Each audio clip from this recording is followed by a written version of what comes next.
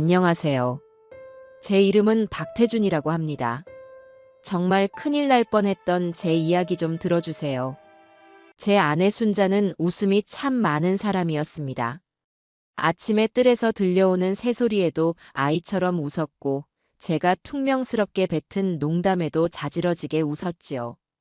평생을 교단에서 아이들의 잘못을 바로잡는 역할만 해온 제게 아내의 그 웃음소리는 세상에서 가장 평화로운 소리였습니다.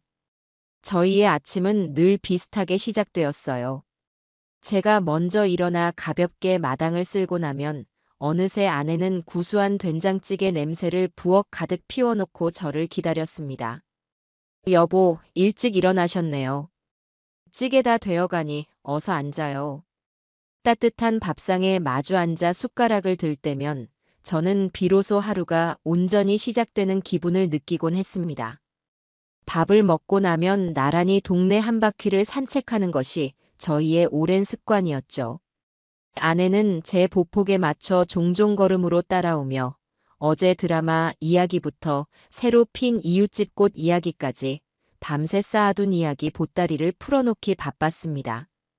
저는 그저 묵묵히 고개를 끄덕이며 들어주는 편이었지만 제 손을 꼭 잡은 아내의 온기만으로도 충분히 행복했습니다. 저희는 그렇게 서로에게 가장 편안한 공기 같은 존재로 70평생을 함께 살아왔어요. 그런 저희에게 여행이란 단어는 젊은 시절의 풋풋한 약속 같은 것이었습니다. 특히 제 오랜 친구 경식과는 입버릇처럼 말하곤 했지요. 태준아, 우리가 퇴직하면 다른 건 몰라도 알프스 산맥은 꼭 한번 같이 넘자. 거기서 진짜 사나이들처럼 뜨거운 커피 한잔 하는 거야. 하지만 자식들 키우고 먹고 사는 일이 바빠 그 약속은 늘 먼 훗날의 이야기가 될 뿐이었습니다. 그러다 몇 해 전 경식이와 제가 나란히 은퇴를 하고 나서야 그 묵은 약속을 다시 꺼내 들 수 있었어요. 순자 씨, 우리 태준이 한 열흘만 빌려갑시다. 40년 묵은 약속, 이자까지 쳐서 받고 와야겠습니다. 경식이의 너스레에 아내는 활짝 웃으며 제 등을 떠밀었습니다. 아이고, 그럼요. 두 분이서 좋은 구경 실컷 하고 오셔야죠. 우리 영감, 가서 촌티 낸다고 길 잃어버리지나 않을지 모르겠네. 걱정 말아요. 내가 꽉 붙들고 다닐 테니. 대신 우리 태준이 가서 기운 펄펄 나게 순자 씨가 보양식이라도 든든하게 해줘야 합니다. 그렇게 저희의 스위스 여행은 현실이 되었습니다. 아내는 저보다 더 신이 나서 제 여행 가방을 꾸리기 시작했어요. 두꺼운 내복부터 상비약, 혹시 입맛에 안 맞을까봐 꼼꼼하게 싼 볶음 고추장까지. 가방의 절반은 아내의 걱정과 사랑으로 채워져 있었습니다. 저는 그런 아내의 모습이 귀여우면서도 한편으로는 짠한 마음이 들었죠. 평생 저와 자식들 뒷바라지만 하느라 정작 자기 자신을 위해서는 변변한 여행 한번 못 가본 사람이었으니까요. 미안하구먼. 나만 좋은 구경하러 가는 것 같아서. 그런 소리 마세요. 나는 당신이 즐거우면 그걸로 좋게요. 가서 내 목까지 실컷 보고 듣고 즐기고 와요. 대신 조건이 하나 있어요. 조건? 매일 밤 무슨 일이 있어도 꼭 전화하기. 알았죠? 저는 아내의 손을 꼭 잡으며 약속했습니다. 당연한 일이었죠. 아내의 목소리를 듣지 않고서야 어찌 제가 타국에서 편히 잠들 수 있겠습니까? 여행 당일 공항은 여행객들의 설렘으로 가득 차 있었습니다. 아들 민수와 며느리 세희가 저희를 배웅하러 나왔지요. 아들은 오랜만에 떠나는 제 여행에 자기가 더 들뜬 모습이었고 며느리는 유난스러울 정도로 살갑게 굴었습니다. 아버님, 경식 아저씨. 정말 아무 걱정 마시고 세상에서 제일 좋은 구경만 하고 오세요. 비행기에서 드시게 간식도 좀 쌌어요. 세희는 이것저것 챙겨주며 부산을 떨었습니다. 그리고는 아내의 팔짱을 꼭 끼며 말했죠. 어머님은 이 효녀 며느리가 딱 붙어서 모실게요. 아버님 안 계셔서 심심하지 않게 매일 영화도 보고 맛있는 것도 먹으러 다닐 거예요. 그렇죠, 어머님? 그래, 우리 새아가 덕분에 내가 호강하겠구나. 아내는 그저 흐뭇하게 웃을 뿐이었습니다. 저는 그 완벽하게 꾸며진 효부의 모습에서 순간 아주 찰나의 위화감을 느꼈습니다. 너무 과하고 어딘가 연극적인 느낌이랄까요? 하지만 곧 고개를 저었습니다. 평생 사람을 의심하고 바로잡는 직업병이 또 도지는구나 싶었지요. 저렇게 싹싹한 며느리를 얻은 것은 복이라 생각해야 했습니다. 잘 다녀오겠습니다. 어머니 잘 부탁하네. 걱정 마시고 잘 다녀오세요, 여보. 출국장으로 들어서기 전 저는 아내를 한번 꼭 안아주었습니다. 늘 그렇듯 아내의 몸에서는 따스하고 포근한 향이 났습니다. 그것이 제가 기억하는 아내의 마지막 모습이 될 줄은 그때는 정말 꿈에도 몰랐습니다. 친구 경식이와 함께한 열흘은 제 인생에서 손에 꼽을 만큼 행복한 시간이었습니다. 만년설이 쌓인 융프라우의 장엄한 풍경과 에메랄드빛 호수는 70평생의 시름을 모두 잊게 할 만큼 아름다웠지요. 젊은 시절의 꿈을 이뤘다는 벅찬 감동에 저희는 마치 소년으로 돌아간 듯 밤늦도록 이야기를 나누고 웃음을 터뜨렸습니다. 하지만 그 모든 풍경 속에서도 제 마음 한구석에는 늘 아내 순자가 있었습니다. 아름다운 것을 볼 때마다 순자도 이걸 봤으면 얼마나 좋아했을까 하는 생각이 절로 들었으니까요. 저는 아내와의 약속대로 매일 밤 잠들기 전이면 꼭 전화를 걸어 그날 본 것들과 제 감상을 소상히 들려주었습니다. 여보, 오늘은 기차를 타고 산에 올랐는데 세상에 구름이 내 발밑에 있더군. 당신한테 보여주지 못하는 게 너무 아쉬웠어. 어머, 그랬어요? 내 목까지 많이 보고 오세요. 나는 새아가랑 맛있는 저녁 먹고 들어왔어요. 당신 없으니 허전하긴 해도 우리 세이가 딸처럼 잘 챙겨주니 걱정 말아요. 아내의 밝은 목소리를 듣고 나서야 저는 비로소 안심하고 잠자리에 들 수 있었습니다. 여행 마지막 날 밤, 저는 아내에게 줄 작은 뻐꾸기 시계를 샀습니다. 정시마다 예쁜 새가 나와 우는 것을 보면 아내가 무척 좋아할 것 같았지요. 그리고 마침내 긴 여행을 마치고 집으로 돌아오는 날이 되었습니다. 비행기에서 내리자마자 제 마음은 온통 아내를 만날 생각에 부풀어 있었죠. 경식이와 공항에서 아쉬운 작별 인사를 나누고 저는 서둘러 집으로 향하는 택시에 몸을 실었습니다.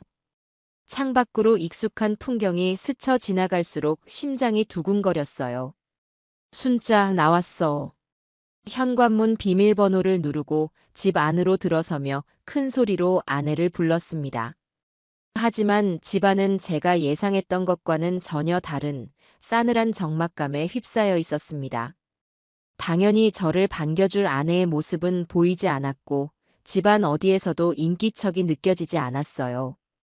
거실에는 열흘 전 제가 떠날 때와 똑같이 신문이 놓여 있었고 부엌 식탁은 차갑게 비어 있었습니다.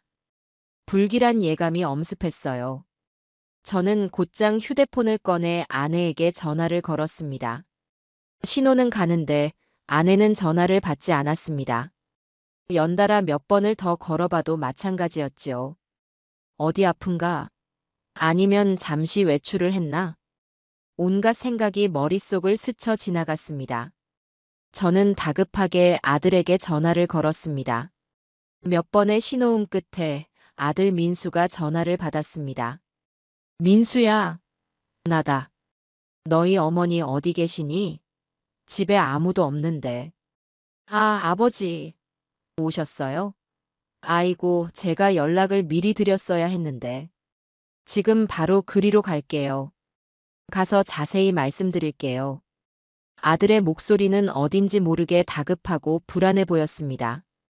잠시 후 아들과 며느리가 허둥지둥 집으로 들어섰습니다. 두 사람의 얼굴에는 걱정이 가득했지요.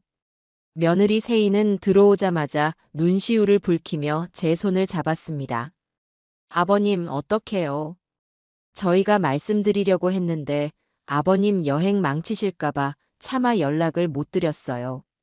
무슨 일이야? 내 어머니한테 무슨 일이라도 생긴 거냐? 그게 며칠 전에 어머님이 갑자기 현기증이 난다면서 주저앉으셨어요. 그래서 급하게 병원에 모시고 갔는데 큰 외상은 없는데 충격 때문인지 기억이 좀 오락가락 하시는 것 같다고. 며느리는 말을 잇지 못하고 눈물만 훔쳤습니다. 아들이 옆에서 말을 거들었지요. 의사 선생님이 지금은 절대적인 안정이 필요하다고 하시더라고요. 환경을 바꿔서 외부 자극이 전혀 없는 곳에서 푹 쉬셔야 기억도 빨리 돌아온다고요. 그래서 저희가 수소문해서 아는 분 통해 공기 좋은 강원도 산사에 있는 명상치유원이라는 곳에 잠시 모셨습니다. 치유원? 산사. 처음 듣는 생소한 이름에 저는 고개를 갸웃했습니다. 평생 절이라고는 가본 적도 없는 아내가 그런 곳에 갔다는 것이 선뜻 믿기지 않았어요. 왜 나한테 말도 없이 그런 결정을 해? 당장 가봐야겠다. 거기가 어디냐? 제가 버럭 소리를 지르며 재킷을 집어들자 세희가 다급하게 저를 말렸습니다. 아버님, 지금은 안 돼요. 그 치유원 규칙이 아주 엄격하대요. 외부와의 연락을 완전히 끊고 명상에만 집중해야 빨리 회복된다고. 휴대폰 같은 전자기기는 일절 반입 금지고 가족 면회도 초기 한 달 동안은 절대 안 된다고 하더라고요. 저희도 너무 보고 싶고 답답한데 어머님을 위해서 꾹 참고 있는 거예요.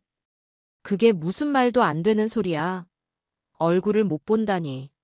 아버지, 새의 말이 맞아요. 저희가 다 알아보고 결정한 거니까 일단은 저희를 믿고 좀 기다려주세요. 어머니 좋아지시면 바로 모시고 올게요.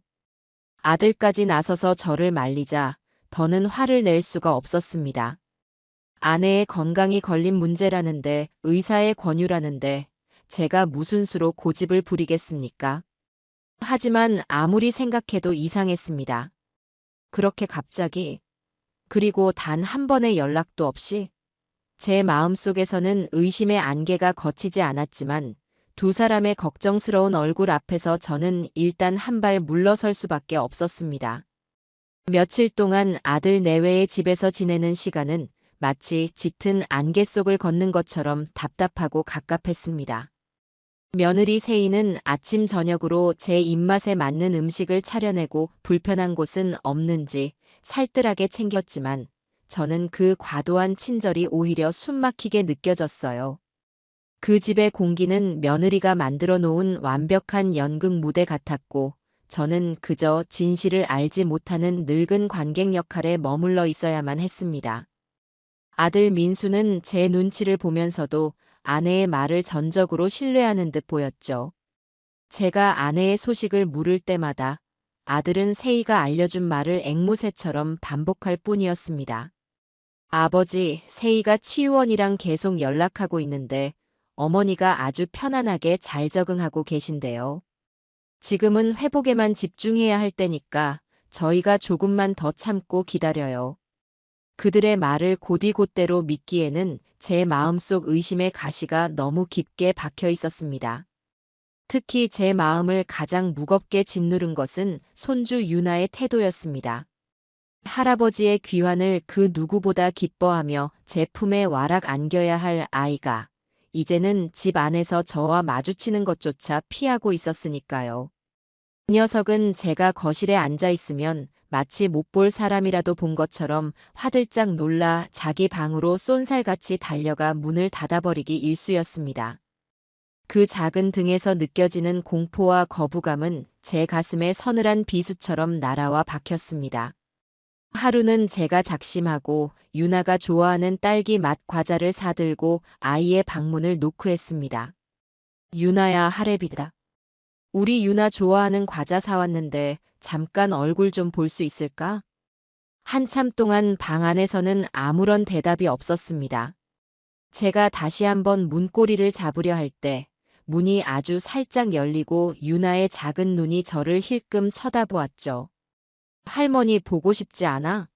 할머니 어디 계신지 유나는 혹시 알아? 제 질문에 아이의 동공이 심하게 흔들렸습니다. 아이는 무언가 말을 하려는 듯 입술을 달싹이다가 이내 복도 저편에서 들려오는 제 엄마의 목소리에 어깨를 움츠렸습니다. 유나야, 뭐하니? 할아버지 피곤하시게. 세이가 다가오는 것을 본 유나는 다급하게 문을 닫아버렸습니다. 며느리는 인자한 미소를 지으며 제게 말했죠. 아버님, 애한테 자꾸 그러시면 더 스트레스 받아요. 할머니 얘기는 당분간 안 하시는 게 유나를 위해서도 좋을 것 같아요. 아이가 예민해서요. 그것은 아이를 위한 걱정이 아니었습니다. 진실이 새어나갈까 두려워하는 자의 교묘한 방어막이었죠. 평생 수천 명의 아이들을 가르치고 상담해온 제 눈을 속일 수는 없었습니다. 유나는 지금 어른의 비밀을 억지로 떠안고 그 무게에 짓눌려 고통받고 있었습니다. 도저히 이 답답함을 견딜 수가 없어 저는 아내에게 가져다 줄 옷가지를 챙긴다는 핑계로 저희 집으로 향했습니다. 아들은 아버지, 뭐 필요한 거 있으시면 제가 다녀올게요라며 만류했지만 저는 그저 바람이라도 쐬고 싶다며 고집을 부렸습니다. 익숙한 현관문을 열고 집 안으로 들어서는 순간 저는 왈칵 눈물이 쏟아질 뻔했습니다. 집안 곳곳에 아내의 손길과 채취가 고스란히 배어 있었기 때문이었죠. 거실 소파에는 아내가 뜨개질하던 털실 뭉치가 그대로 놓여 있었고 부엌 식탁에는 아내가 아끼던 찻잔이 덩그러니 놓여 있었습니다.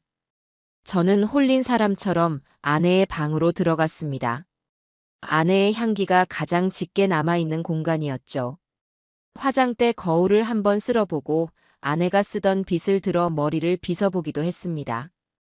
그러다 문득 아내에게 갈아입을 속옷과 잠옷을 챙겨야겠다는 생각에 서랍을 열었습니다. 옷을 꺼내 가방에 담던 제 손이 화장대 위에 놓인 작은 약병 앞에서 그대로 멈추고 말았습니다. 아내가 매일 아침 저녁으로 식사 후에 반드시 복용해야 하는 혈압약이었습니다. 뚜껑을 열어보니 약은 제가 여행을 떠나던 날 아침 이후로 단 하나도 줄어들지 않은 상태였습니다. 심장이 쿵 하고 바닥으로 떨어지는 기분이었죠. 제 아내는 저보다 더 자기 몸을 챙기는 꼼꼼하고 부지런한 사람이었습니다. 그런 아내가 자신의 목숨과도 같은 이 약을 두고 갔다고 저는 떨리는 손으로 약병 옆에 놓인 돋보기 안경을 집어들었습니다. 신문 한 줄, 책 한 페이지도 이 안경 없이는 읽지 못하는 사람이었습니다. 요양을 간다면서 무료한 시간을 달래줄 책과 안경, 그리고 생명과도 같은 약을 모두 내팽개치고 갔다는 것은 상식적으로 불가능한 일이었습니다.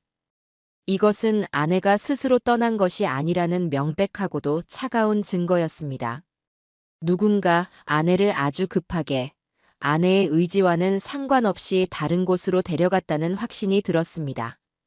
저는 그 자리에 주저앉아 한참을 망연자실해 있었습니다. 그러다 정신을 차리고는 지푸라기라도 잡는 심정으로 아내의 동생과 친구들에게 전화를 걸기 시작했습니다. 하지만 돌아오는 대답은 모두 똑같았습니다. 형부, 세희한테 다 들었어요. 언니가 요즘 기억이 오락가락해서 공기 좋은 곳으로 요양을 갔다고요. 우리 세희가 얼마나 야무지게 언니를 챙기는지 정말 복 받으신 거예요, 형부. 아내의 여동생마저 며느리의 거짓말에 완벽하게 속아 넘어가 있었습니다. 제가 뭔가 이상하다. 순자가 약도 안 가지고 갔다고 말해도 어머, 그랬어요? 세희가 깜빡했나 보네요. 제가 연락해서 꼭 좀 챙겨주라고 할게요라며 대수롭지 않게 넘길 뿐이었습니다. 며느리 세희는 제가 손쓸 틈도 없이 주변의 모든 사람에게 거짓된 정보를 흘려 완벽한 알리바이를 만들어 놓은 후였습니다.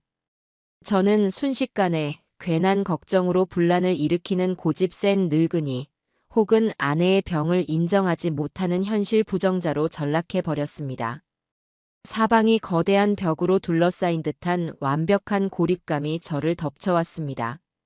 진실은 제 손안에 있는데 세상 그 누구도 제 말을 믿어주려 하지 않았습니다. 그날 밤 아들 내외의 집으로 돌아온 저는 뜬 눈으로 밤을 지새워야 했습니다. 천장에 매달린 희미한 달빛을 보며 온갖 끔찍한 생각들이 머릿속을 헤집고 다녔습니다. 아내의 혈압약, 돋보기 안경, 그리고 손주 유나의 겁에 질린 눈동자가 번갈아 떠오르며 제 가슴을 짓눌렀죠. 명상치유원이라는 허울 좋은 이름 뒤에 감춰진 진실은 과연 무엇일까? 제 아내는 지금 어디서, 어떤 모습으로 있는 것일까?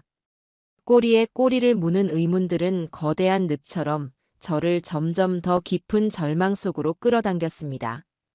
시계의 초침 소리만이 유난히 크게 들리는 길고 긴 밤이었습니다. 새벽 2시를 막 넘겼을 무렵이었어요. 칠흑 같은 정적을 깨고 옆방인 유나의 방에서 아주 작은 흐느낌 소리가 새어나오기 시작했습니다. 처음에는 그저 아이의 잠꼬대려니 생각했지만 소리는 그치지 않고 간헐적으로 이어졌습니다. 마치 무서운 꿈을 꾸며 힘겹게 낑낑대는 강아지처럼 애처롭고 절박한 소리였죠. 저는 더 이상 모른 척 누워있을 수가 없었습니다. 조심스럽게 침대에서 일어나 소리가 나는 곳으로 발걸음을 옮겼습니다. 유나의 방문은 살짝 열려 있었습니다. 저는 문틈으로 고개를 내밀어 방 안을 살폈습니다. 작은 동물 모양의 수면등이 켜진 방 안, 유나는 침대 위에서 이리저리 몸을 뒤척이며 식은땀을 뻘뻘 흘리고 있었습니다. 아이는 무언가에 쫓기는 사람처럼 잔뜩 겁에 질린 표정이었어요. 싫어 무서워. 아이는 잠결에 작은 소리로 중얼거렸습니다. 저는 가슴이 철렁 내려앉는 것을 느끼며 조용히 방 안으로 들어섰습니다. 그리고 아이의 침대 곁에 조용히 쪼그려 앉아 땀으로 축축하게 젖은 아이의 이마를 부드럽게 쓸어주었습니다. 바로 그 순간이었습니다. 저의 따뜻한 손길이 닿자 아이가 잠시 안도하는 듯 몸부림을 멈추었습니다. 그리고는 억눌려 있던 악몽의 기억들을 마치 댐이 터지듯 하나씩 토해내기 시작했습니다. 그 말들은 제 남은 생을 송두리째 뒤바꿔 놓은 끔찍하고도 선명한 진실의 목소리였습니다. 할머니. 아이가 애타게 할머니를 불렀습니다. 노란 대문. 순간 제 머릿속이 하얘졌습니다. 명상치유원이라던 며느리의 말이 거짓이라는 확신이 번개처럼 스쳐 지나갔습니다. 아저씨가 할머니 팔 꽉 잡았어. 아이는 마치 그 장면을 다시 보는 것처럼 몸을 부들부들 떨었습니다. 제 심장은 얼음장처럼 차갑게 식어갔습니다. 그리고 아이의 입에서 나온 마지막 한마디는 제 남은 이성을 완전히 끊어놓고 말았습니다. 할머니는 맨날 잠만 자. 그것은 휴식이 아니었습니다. 명상도 아니었죠. 제 아내가 어딘지 알 수 없는 노란 대문이 있는 곳에서 정체 모를 아저씨들에게 팔을 붙들린 채 자신의 의지와 상관없이 매일 잠만 자는 상태로 내몰려 있다는 뜻이었습니다. 그것은 명백한 구조 신호였습니다. 제 아내가 지금 심각한 위험에 처해 있다는 7살 손주의 영혼이 보내는 처절한 외침이었습니다. 순간 지난 며칠간 저를 괴롭혔던 모든 의심의 안개가 걷히고 차갑고도 선명한 진실의 칼날이 제 심장을 관통했습니다. 며느리의 완벽한 연극, 아들의 무지한 동조, 주변인들의 철저한 외면. 이 모든 것은 제 아내를 세상으로부터 완벽하게 지워버리기 위한 치밀하게 계획된 음모였습니다. 피가 거꾸로 솟는 분노가 온몸을 휘감았지만 동시에 머리는 얼음처럼 차가워졌습니다. 평생을 교장으로 살아오며 수많은 위기 상황을 수습했던 경험이 제 안의 본능을 깨웠습니다. 지금은 슬퍼하거나 분노할 때가 아니었습니다. 한시가 급했습니다. 아내에게는 시간이 얼마 없을지도 몰랐습니다. 저는 더 이상 단 1초도 망설이지 않았습니다. 아들이나 며느리를 깨워 진실을 추궁하는 것은 이제 아무런 의미가 없었습니다. 그들은 제게 또 다른 거짓말을 늘어놓으며 시간을 허비하게 할 것이 뻔했으니까요. 저는 조용히 유나의 이불을 목까지 덮어주고 방을 나왔습니다. 그리고 잠든 아들 내외의 방문을 향해 제 인생의 모든 경멸과 분노를 담아 한번 차갑게 노려봐 주었습니다. 그 후 저는 미련 없이 현관으로 향했습니다. 외투를 걸치고 지갑과 휴대폰만 주머니에 쑤셔 넣는 제 손은 조금도 떨리지 않았습니다. 새벽의 차가운 공기가 폐부 깊숙이 스며들었지만 오히려 정신이 더 또렷해지는 기분이었습니다. 제 마음은 오직 단 하나의 목표, 내 아내를 구해야 한다는 뜨거운 불길로 활활 타오르고 있었습니다. 아파트 단지를 빠져나와 텅 빈 새벽거리에 섰을 때 저 멀리 경찰서의 파란 불빛이 보였습니다. 저는 그 불빛을 향해 제 인생에 남은 모든 힘을 끌어모아 달리기 시작했습니다. 손주의 그 작고 처절했던 잠꼬대 한마디가 평생을 평범하게 살아온 한 늙은이를 세상에서 가장 절박하고 단호한 신고자로 만들고 있었습니다. 차가운 새벽 공기는 면도날처럼 날카롭게 제 뺨을 스쳤습니다. 평생을 법 없이도 살 수 있다고 자부해온 제가 제 발로 경찰서의 문을 열게 될 줄은 꿈에도 몰랐지요. 육중한 유리문을 밀고 안으로 들어서자 텅 빈 공간을 가득 채운 하얀 형광등 불빛과 희미한 묵은 서류 냄새가 저를 맞았습니다. 밤샘 근무에 지쳐 턱을 괜 채 졸고 있던 젊은 경찰관 한 명이 제 발소리에 화들짝 놀라며 상체를 일으켰습니다. 그의 눈에는 이 예상치 못한 새벽의 방문객에 대한 당혹감과 귀찮음이 뒤섞여 있었죠. 어르신, 무슨 일로 오셨습니까? 저는 마른 입술을 한번 축이고 밤새 수십 번도 더 되뇌었던 말을 꺼냈습니다. 내 아내 김순자를 찾으러 왔소. 실종 신고를 하려고 하오. 아니, 이건 단순한 실종이 아니오. 누군가에게 억지로 붙잡혀 있는 게 틀림없소. 제 말의 무게감에 젊은 경찰관은 잠이 확 달아난 듯한 표정을 지었습니다. 그는 의례적으로 저를 딱딱한 플라스틱 의자에 앉히고는 앞에 놓인 종이컵에 따뜻한 물을 따라 건넸습니다. 하지만 그것은 온정이라기보다는 흥분한 노인을 진정시키려는 기계적인 대응에 가까웠죠. 어르신, 일단 진정하시고 이걸 좀 드세요. 부인께서 마지막으로 집을 나가실 때 상황을 천천히 생각나는 대로 전부 말씀해 주시겠어요? 혹시 부부싸움이라도 하신 건 아닌지. 저는 그가 내민 물컵을 조용히 밀어냈습니다. 지금 제게 필요한 것은 동정이 아니었습니다. 제 말을 한 글자도 흘려듣지 않을 냉철한 이성이었죠. 저는 평생을 교단에서 아이들의 겉모습이 아닌 본질을 꿰뚫어 보려 노력했던 교장의 목소리로 조금의 흥분도 없이 차분하게 입을 열었습니다. 제 이야기는 늙은이의 두서없는 하소연이 아니었습니다. 명백한 증거와 논리적인 추론으로 구성된 한 편의 사건 보고서였죠. 내 며느리는 내 아내가 강원도 산사의 명상치유원에 갔다고 주장하고 있소. 스트레스성 기억 상실 증세가 있어 의사의 권유로 갔다고 말이오. 내가 평생 아이들을 가르쳐 보니 숙제를 안 해온 아이들은 100이면 100, 그럴듯한 변명을 만들어내더군. 지금 내 며느리의 이야기가 딱 그렇소. 앞뒤가 맞지 않는 허술하기 짝이 없는 변명이란 말이오. 저는 잠시 숨을 고른 뒤 그의 눈을 똑바로 응시하며 말을 이었습니다. 첫째, 자발적으로 요양을 떠난 사람이 자신의 생명 유지에 필수적인 혈압약과 단 하루도 없이는 생활이 불가능한 돋보기 안경을 집에 두고 갔소. 이건 상식의 영역이오. 있을 수 없는 일이지. 둘째, 내 7살 손주가 어젯밤 악몽을 꾸며 울부짖었소. 아이의 증언은 며느리의 말과 정면으로 배치됩니다. 아이는 산사가 아닌 노란 대문이라고 했고 의사가 아닌 무서운 아저씨들이 할머니의 팔을 잡아 끌었다고 했소. 그리고 가장 결정적으로 할머니가 명상을 하는 게 아니라 맨날 잠만 잔다고 했소. 이것은 너무 수상한 일입니다. 제 논리 정연한 설명에 젊은 경찰관은 더 이상 아무 말도 하지 못하고 펜을 쥔 채 굳어 있었습니다. 그때였습니다. 안쪽 사무실에서 믹스커피가 담긴 종이컵을 들고 나오던 한 남자가 저희 대화를 듣고는 걸음을 멈췄습니다. 그는 날카로운 눈매와 다부진 체격을 가진 한눈에 봐도 오랜 세월 현장을 누빈 베테랑의 풍모를 풍기는 중년의 형사였습니다. 그는 제게 다가와 자신을 강력팀의 최 반장이라고 소개하고는 젊은 경찰관에게 눈짓을 보내 물렸습니다. 아버님 말씀 잘 들었습니다. 그는 제 앞에 앉아 저를 찬찬히 뜯어보았습니다. 그의 눈빛은 동정심이 아닌 사실관계를 파악하려는 예리함으로 가득 차 있었죠.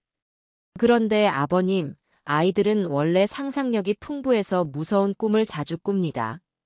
혹시 며느님과 평소에 사이가 좋지 않으셨던 건 아니신지, 그래서 조금 오해를 하시는 건 아닌지 여쭤봐도 되겠습니까? 그것은 제 진술의 신빙성을 떠보기 위한 노련한 형사의 시험대였습니다. 저는 흔들리지 않았습니다. 최 반장, 당신도 자식이 있을 거요. 만약 당신의 아이가 매일 밤 똑같은 악몽을 꾸며 비명을 지른다면 그걸 그냥 꿈이라고 무시할 수 있겠소? 나는 40년을 아이들과 함께 했소. 거짓말을 하는 아이의 눈과 공포에 떠는 아이의 눈을 구분할 줄 안단 말이오. 내 손주의 그 눈동자 뒤에 내 아내의 목숨이 달려있을지도 모르는 일이오. 제 목소리에는 조금의 흔들림도 없었습니다. 오직 진실과 아내를 구해야 한다는 절박함만이 담겨 있었죠. 최 반장은 한참 동안 아무 말 없이 제 눈을 들여다보았습니다. 그의 무뚝뚝한 표정 뒤에서 수많은 사건들을 해결해 온 형사의 직감이 치열하게 작동하고 있음을 느낄 수 있었습니다. 오랜 침묵 끝에 그가 마침내 무겁게 입을 열었습니다. 알겠습니다, 아버님. 아버님의 그 눈빛을 보니 그냥 넘길 사안은 아닌 것 같군요. 일단 저희가 비공식적으로 아주 조용하게 조사를 시작하겠습니다. 이건 약속드릴 수 있습니다. 마침내 한 노인의 절박한 호소가 굳게 닫혀있던 공권력의 문을 연 순간이었습니다. 최 반장은 즉시 부하 직원 한 명을 불러 제 진술을 빠짐없이 조서로 기록하게 했고 며느리의 이름과 연락처, 차량 번호 등 수사에 필요한 모든 정보를 꼼꼼하게 챙겼습니다. 경찰서의 차가운 형광등 불빛이 그 순간만큼은 제게 꺼져가던 희망을 되살리는 생명의 빛처럼 따스하게 느껴졌습니다. 경찰서를 나서는 제 어깨에 최 반장이 손을 얹었습니다. 아버님, 지금부터가 진짜 시작입니다. 며느님이 아버님의 의심을 조금이라도 눈치채게 해서는 안 됩니다. 평소처럼, 아주 평소처럼 행동해 주셔야 합니다. 저희가 움직일 시간을 벌어주셔야 해요.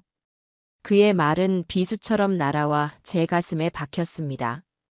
아내를 위험에 빠뜨린 원수와 한 지붕 아래에서 아무것도 모르는 척 연기를 해야 한다는 사실이 기가 막혔지만 저는 말없이 고개를 끄덕였습니다. 그것이 아내를 구할 유일한 길이었으니까요. 아들 내외의 집으로 돌아가는 길은 마치 지옥으로 향하는 길처럼 멀고 험하게 느껴졌습니다. 머릿속에서는 앞으로 어떻게 행동해야 할지, 무슨 말을 해야 할지에 대한 수만 가지 시뮬레이션이 쉴 새 없이 돌아갔습니다. 현관문 앞에서 잠시 심호흡을 하고 안으로 들어섰을 때 거실 소파에서 웅크린 채 뜬 눈으로 밤을 새운 아들 민수와 마주쳤습니다. 제가 사라진 것을 알고 밤새 애를 태운 모양이었습니다.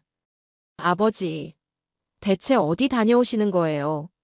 전화도 안 받으시고 얼마나 걱정했다고요. 아들이 하얗게 질린 얼굴로 제게 달려왔습니다. 곧이어 안방에서 뛰쳐나온 며느리 세희 역시 금방이라도 울음을 터뜨릴 듯한 얼굴이었죠. 아버님, 정말 이러시기에요? 이 새벽에 말도 없이 나가시면 저희는 어떡하라고요? 저는 두 사람의 위선적인 걱정을 마주하고 제 인생에서 가장 어렵고도 완벽한 연기를 시작해야만 했습니다. 일부러 다리에 힘이 풀린 듯 휘청거리며 소파에 주저앉았습니다. 그리고는 깊은 한숨과 함께 자책 섞인 목소리로 말했죠. 아니다, 내가 잠시 정신이 나갔었나 보다. 내 어머니 걱정에 도무지 잠을 이룰 수가 있어야지. 답답한 마음에 바람이라도 쐬면 나을까 해서 나갔다가 나도 모르게 발길이 경찰서로 향했구나. 경찰서라는 단어에 며느리의 얼굴 근육이 순간적으로 미세하게 굳어지는 것을 제 예리한 눈은 놓치지 않았습니다. 저는 그녀가 질문을 던지기 전에 먼저 선수를 쳤습니다. 가서 내 어머니를 찾아달라고 하소연도 해보고 늙은이 주책으로 때도 써봤다. 하지만 역시나 내 기우였던 게지. 경찰도 결국엔 가족 간의 일이니 잘 해결해보라고 하더구나. 내가 너무 늙어서 망령이 들었나 보다. 너희 말대로 내 어머니는 좋은 곳에서 편안하게 잘 쉬고 계신 거겠지. 괜한 소란만 피우고 말았다. 미안하다. 제 진심 어린 사과와 자책이 담긴 연기에 며느리의 얼굴에 서렸던 긴장감이 눈 녹듯이 사라졌습니다. 그녀는 이내 안도하는 표정을 지으며 언제나처럼 상냥한 며느리의 가면을 다시 꺼내 썼습니다. 아이고, 아버님. 오죽 걱정이 되셨으면 그러셨겠어요. 저희한테 서운해서 그러셨던 거잖아요. 이제라도 마음 푸셨다니 정말 다행이에요. 얼른 들어오셔서 아침 식사부터 하세요.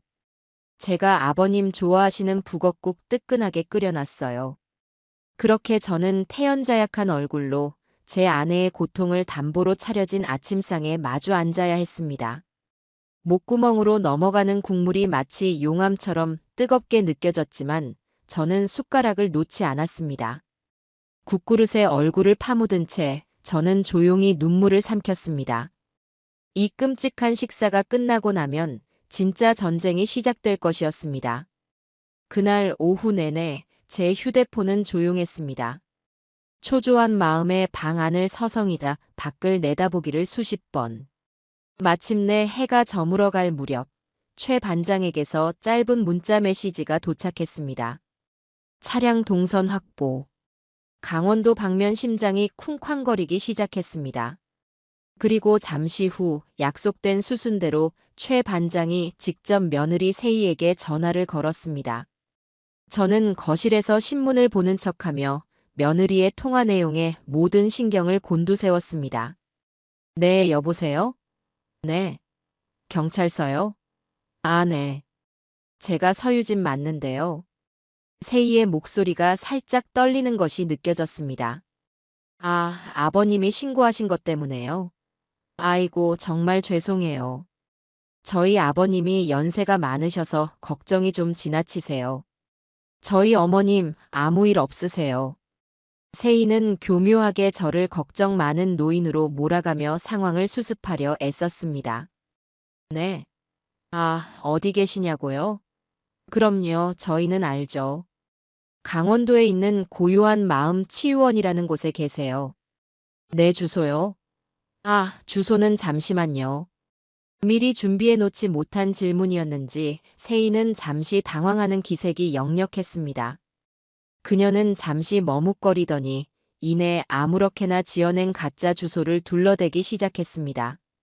수화기 너머의 최 반장은 그 모든 거짓말을 묵묵히 듣고 있었을 겁니다. 전화가 끊어지고 세희는 한숨을 푹 쉬며 제게 다가왔습니다. 아버님, 경찰서에서 전화 왔었어요. 아버님이 아침에 신고하신 것 때문에 확인 전화가 왔더라고요. 제가 잘 말씀드렸으니 이제 정말 걱정 안 하셔도 돼요. 그녀는 제 어깨를 두드리며 인자하게 웃었습니다. 저는 그 가증스러운 얼굴을 향해 힘없는 미소를 지어 보였습니다. 그래, 내가 괜한 일을 벌였구나. 고맙다, 아가. 제 대답에 만족한 듯 세희는 콧노래를 부르며 주방으로 향했습니다. 저는 신문 뒤에 얼굴을 숨긴 채 서늘한 미소를 지었습니다. 그래, 마음껏 웃어두거라. 너의 그 더러운 웃음소리를 들을 날도 이제 얼마 남지 않았으니. 며칠의 시간은 영원처럼 길게 느껴졌습니다. 저는 아들 내외의 집에서 완벽한 연기를 펼치며 시간을 보냈습니다. 낮에는 일부러 기억력이 감퇴한 것처럼 같은 질문을 반복하거나 멍하니 텔레비전만 바라보며 며느리 세희의 경계심을 완전히 허물었습니다. 그녀는 이제 저를 아내의 부재로 인해 심약해진 자신의 통제하에 있는 무력한 늙은이로 여기는 듯 했습니다. 밤이 되면 저는 제 방에서 뜬 눈으로 지새우며 최 반장이 보내오는 짧은 단문 메시지만을 애타게 기다렸습니다. 탐문 중. CCTV 추가 확보. 와 같은 짧은 메시지들은 어둠 속에서 제가 버틸 수 있는 유일한 동아줄이었습니다. 최 반장의 수사팀은 그 시간 동안 강원도의 산간 지역을 이잡듯 뒤지고 있었습니다. 그들은 더 이상 치유원이라는 간판을 찾지 않았습니다. 대신 제 손주 유나의 기억 속에 남아있던 단 하나의 단서, 노란 대문을 찾는 데에 모든 수사력을 집중했죠. 형사들은 탐문 수사를 위해 등산객으로 위장하거나 약초꾼 행세를 하며 산속의 외딴 집들을 샅샅이 확인해 나갔습니다. 하지만 범인들의 소굴은 생각보다 훨씬 더 깊고 은밀한 곳에 자리하고 있었습니다. 그리고 마침내 수사를 시작한 지 사흘째 되던 날 오후 기적 같은 소식이 전해졌습니다. 최 반장에게서 다급함과 흥분이 뒤섞인 목소리에 전화가 걸려온 것이었죠. 아버님 찾은 것 같습니다. 유나가 말한 노란 대문이요. 최 반장의 말에 따르면 끈질긴 탐문 끝에 한 수사팀이 지도에도 나오지 않는 비포장 산길의 끝에서 문제의 건물을 발견했다고 합니다. 그곳은 이미 오래전에 폐쇄된 가축 축사 건물을 개조한 것으로 아무런 간판도 없이 녹이 슬어 군데군데 페인트가 벗겨진 낡은 노란색 철제 대문으로 굳게 닫혀 있었다고 했어요.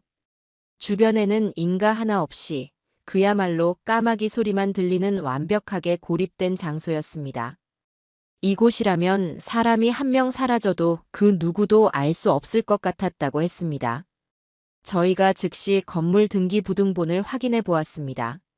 소유주는 예상대로였습니다. 과거 사기, 불법 의료 행위 등 동종 전과가 수두룩한 전문 브로커였습니다. 그곳은 요양시설이 아니라 범죄의 소굴입니다.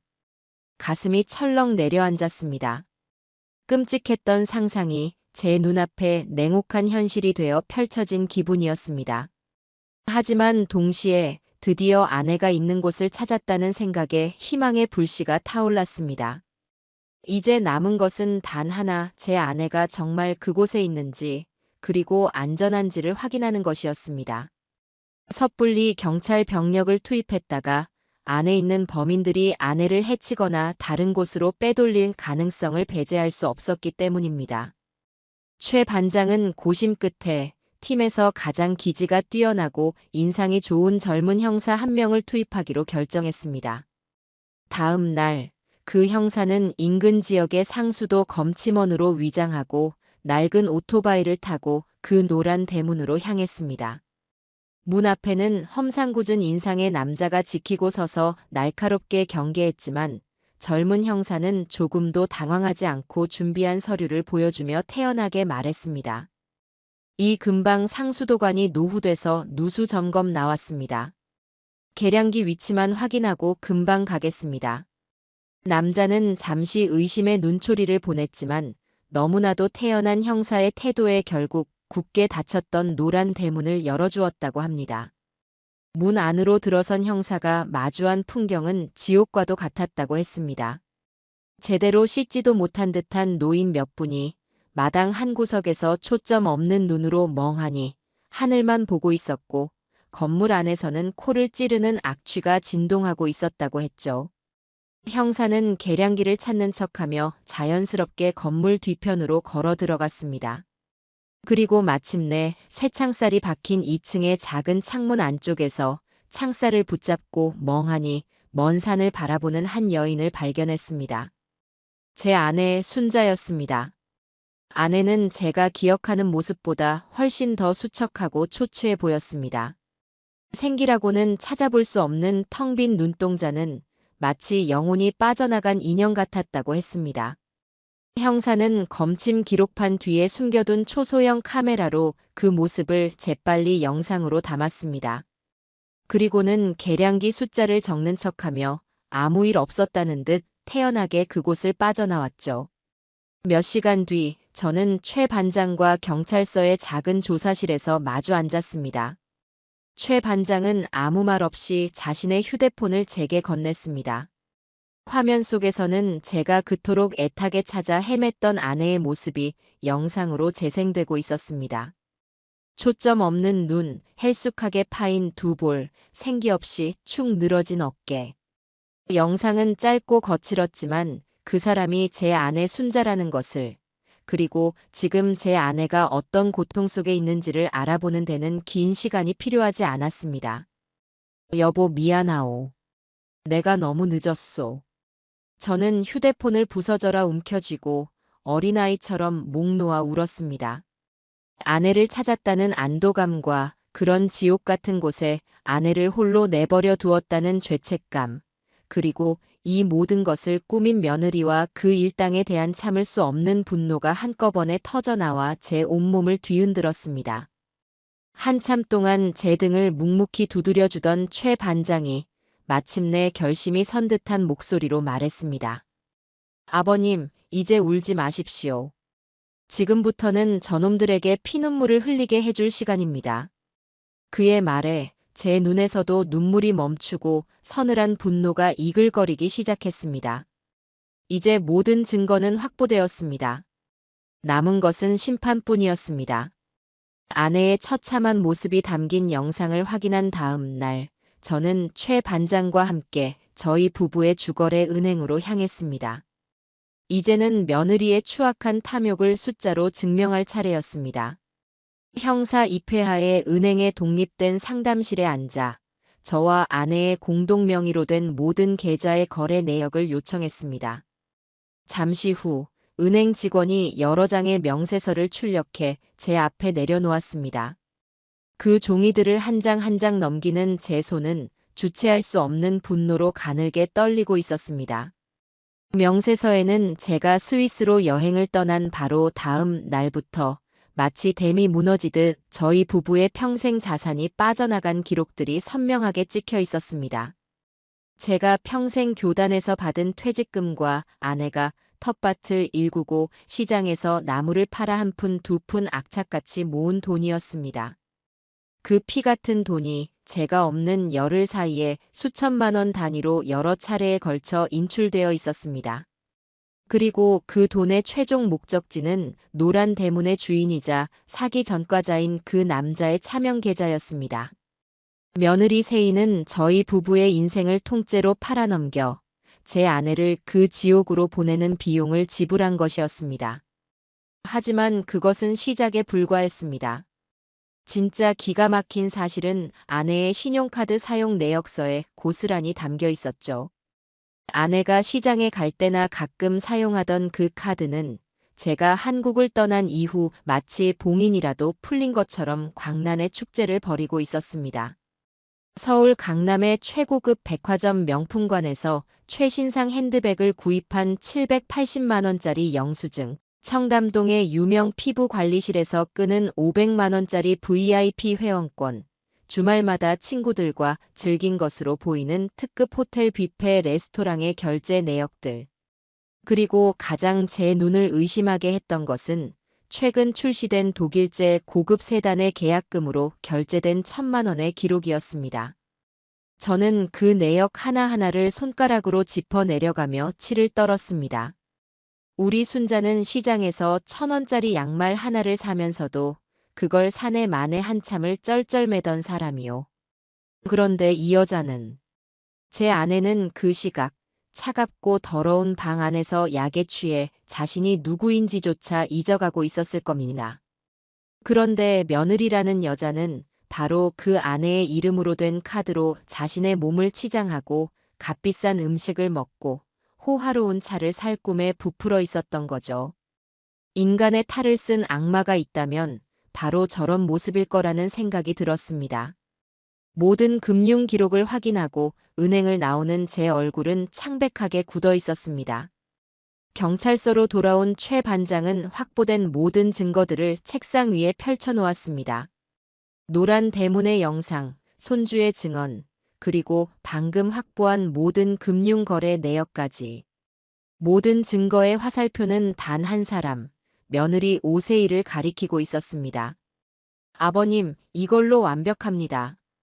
재산을 노리고 고의적으로 피해자를 다른 곳으로 유인하여 불법적인 이득을 취한 죄질이 아주 나쁜 범죄입니다.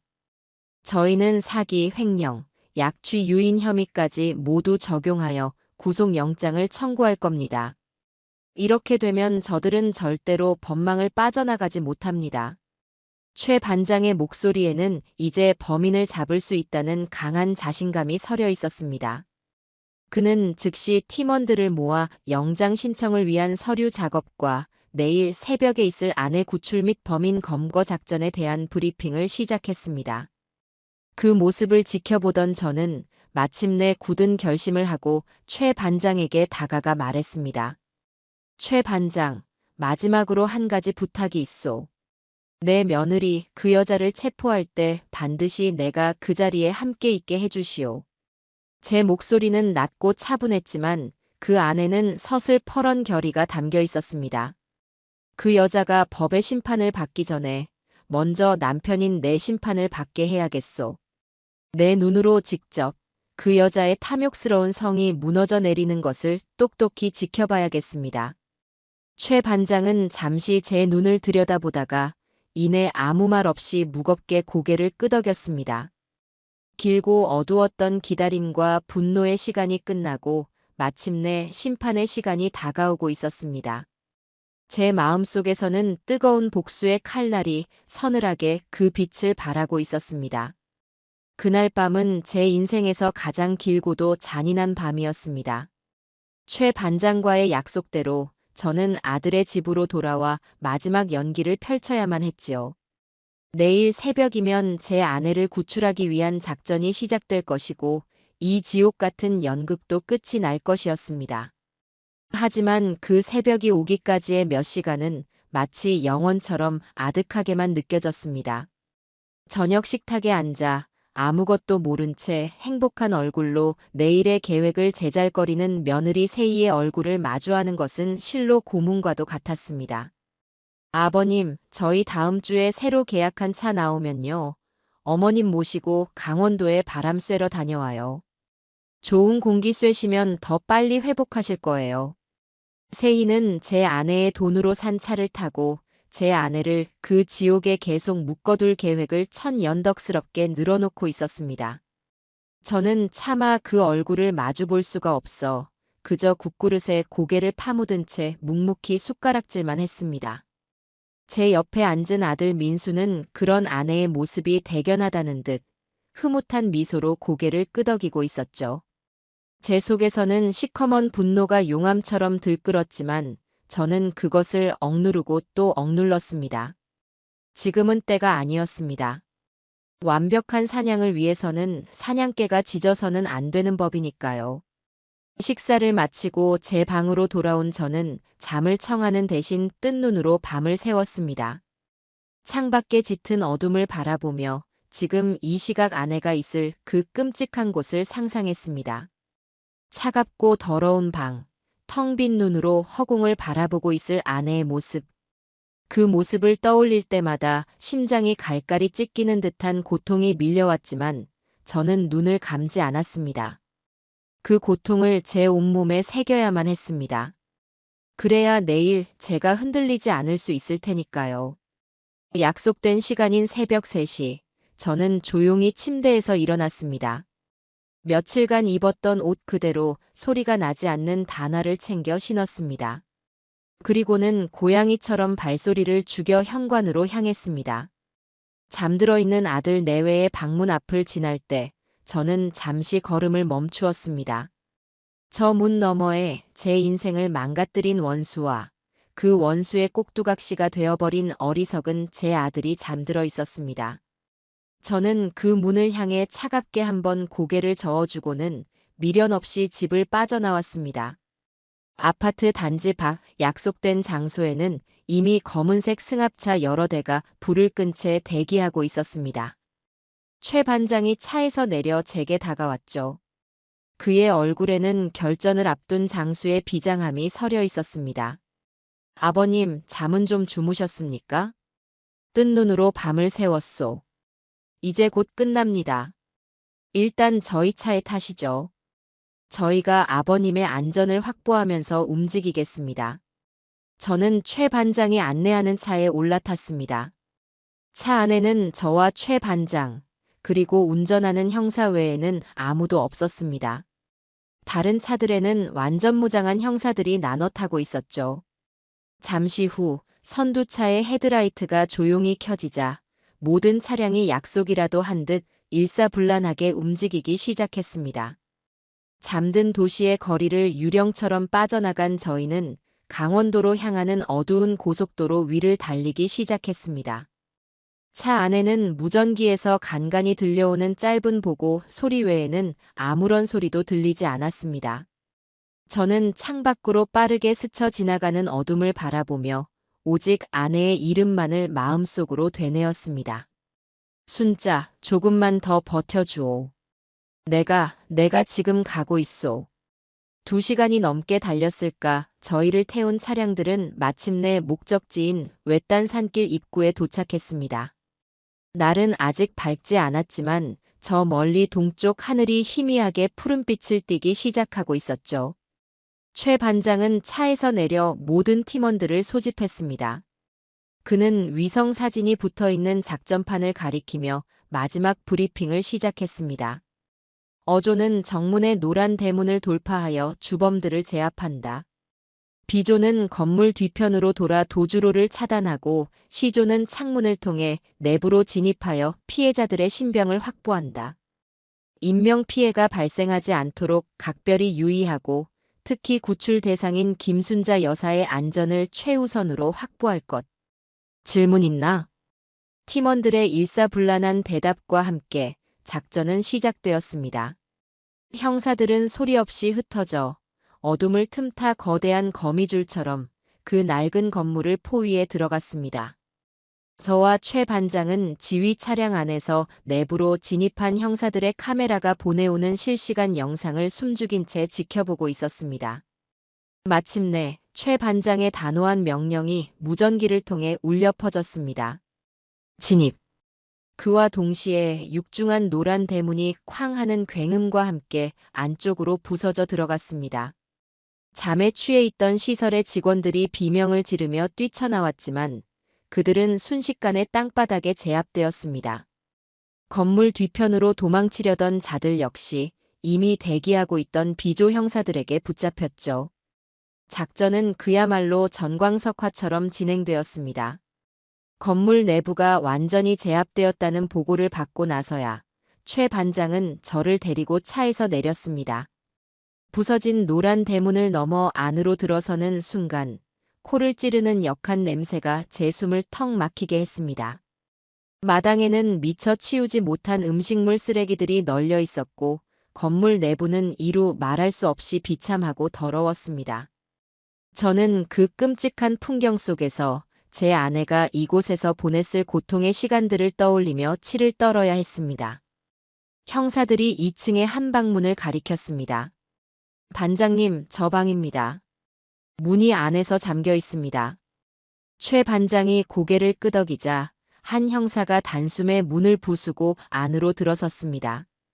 저도 그 뒤를 따라 비틀거리며 방 안으로 들어갔습니다.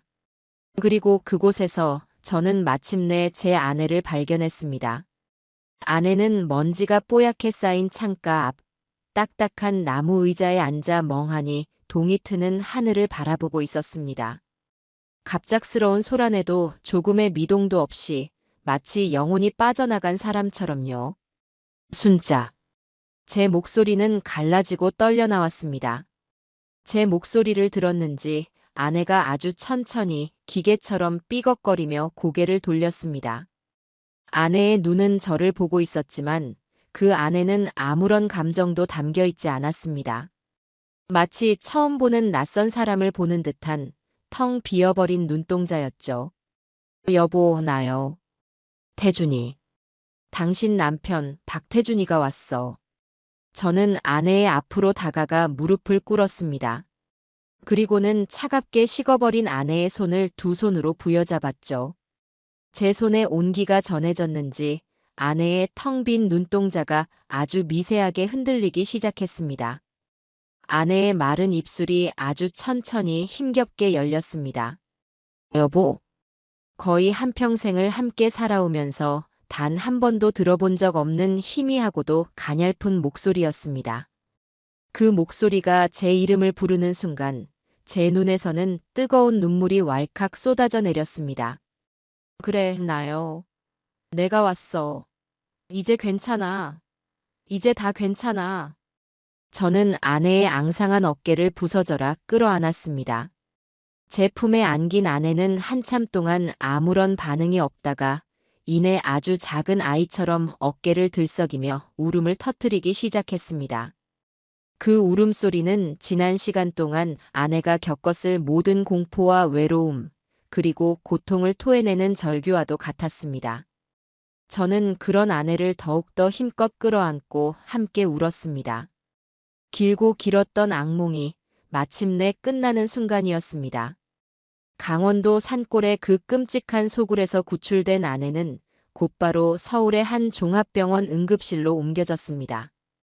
하얗고 깨끗한 병원 침대에 누운 아내의 모습은 그 지옥 같던 곳에서의 모습과 극명한 대조를 이루었지만 오히려 그래서 더욱 위태롭고 가여워 보였습니다. 긴급 검사를 진행하는 동안 저는 초조한 마음으로 응급실 앞 복도를 수십 번이나 오갔습니다. 1시간이 1년처럼 느껴지는 피 말리는 시간이었죠. 얼마나 지났을까 의사가 저를 불렀습니다. 의사의 진단은 제 예상을 크게 벗어나지 않았지만 그 내용은 하나하나가 제 가슴에 못을 박는 것처럼 아팠습니다. 일단 급한 고비는 넘기셨습니다. 하지만 오랜 기간 제대로 된 영양 섭취를 못하셔서 심각한 영양실조와 탈수 증세를 보이고 있습니다. 그리고 의사는 잠시 말을 고르다가 조심스럽게 말을 이었습니다. 혈액 검사 결과 강력한 신경안정제 성분이 다량 검출되었습니다. 아마 장기간에 걸쳐 환자의 의지와는 상관없이 투여된 것으로 보입니다. 기억이 혼미하거나 계속 잠만 자는 듯한 증세를 보인 것도 바로 이 때문일 겁니다. 다행히 치매와 같은 기질적인 뇌 손상은 보이지 않습니다. 하지만 약물로 인한 후유증과 정신적인 충격을 회복하는 데에는 상당한 시간이 걸릴 겁니다. 의사의 소견은 며느리 세희의 거짓말을 완벽하게 증명하는 의료적인 증거였습니다. 동시에 제 아내가 그곳에서 어떤 취급을 받았는지를 보여주는 잔인한 기록이기도 했죠. 저는 의사에게 몇 번이고 고개를 숙여 감사 인사를 전하고 아내가 있는 1인실 병실로 향했습니다. 링거를 맞으며 잠들어 있는 아내의 얼굴은 제가 알던 얼굴보다 훨씬 더 늙고 수척해 보였습니다. 저는 아내의 침대 옆에 앉아 밤새 앙상하게 마른 아내의 손을 꼭 잡고 있었습니다. 아내가 잠결에 작은 신음이라도 낼 때면 심장이 철렁 내려앉는 기분이었죠.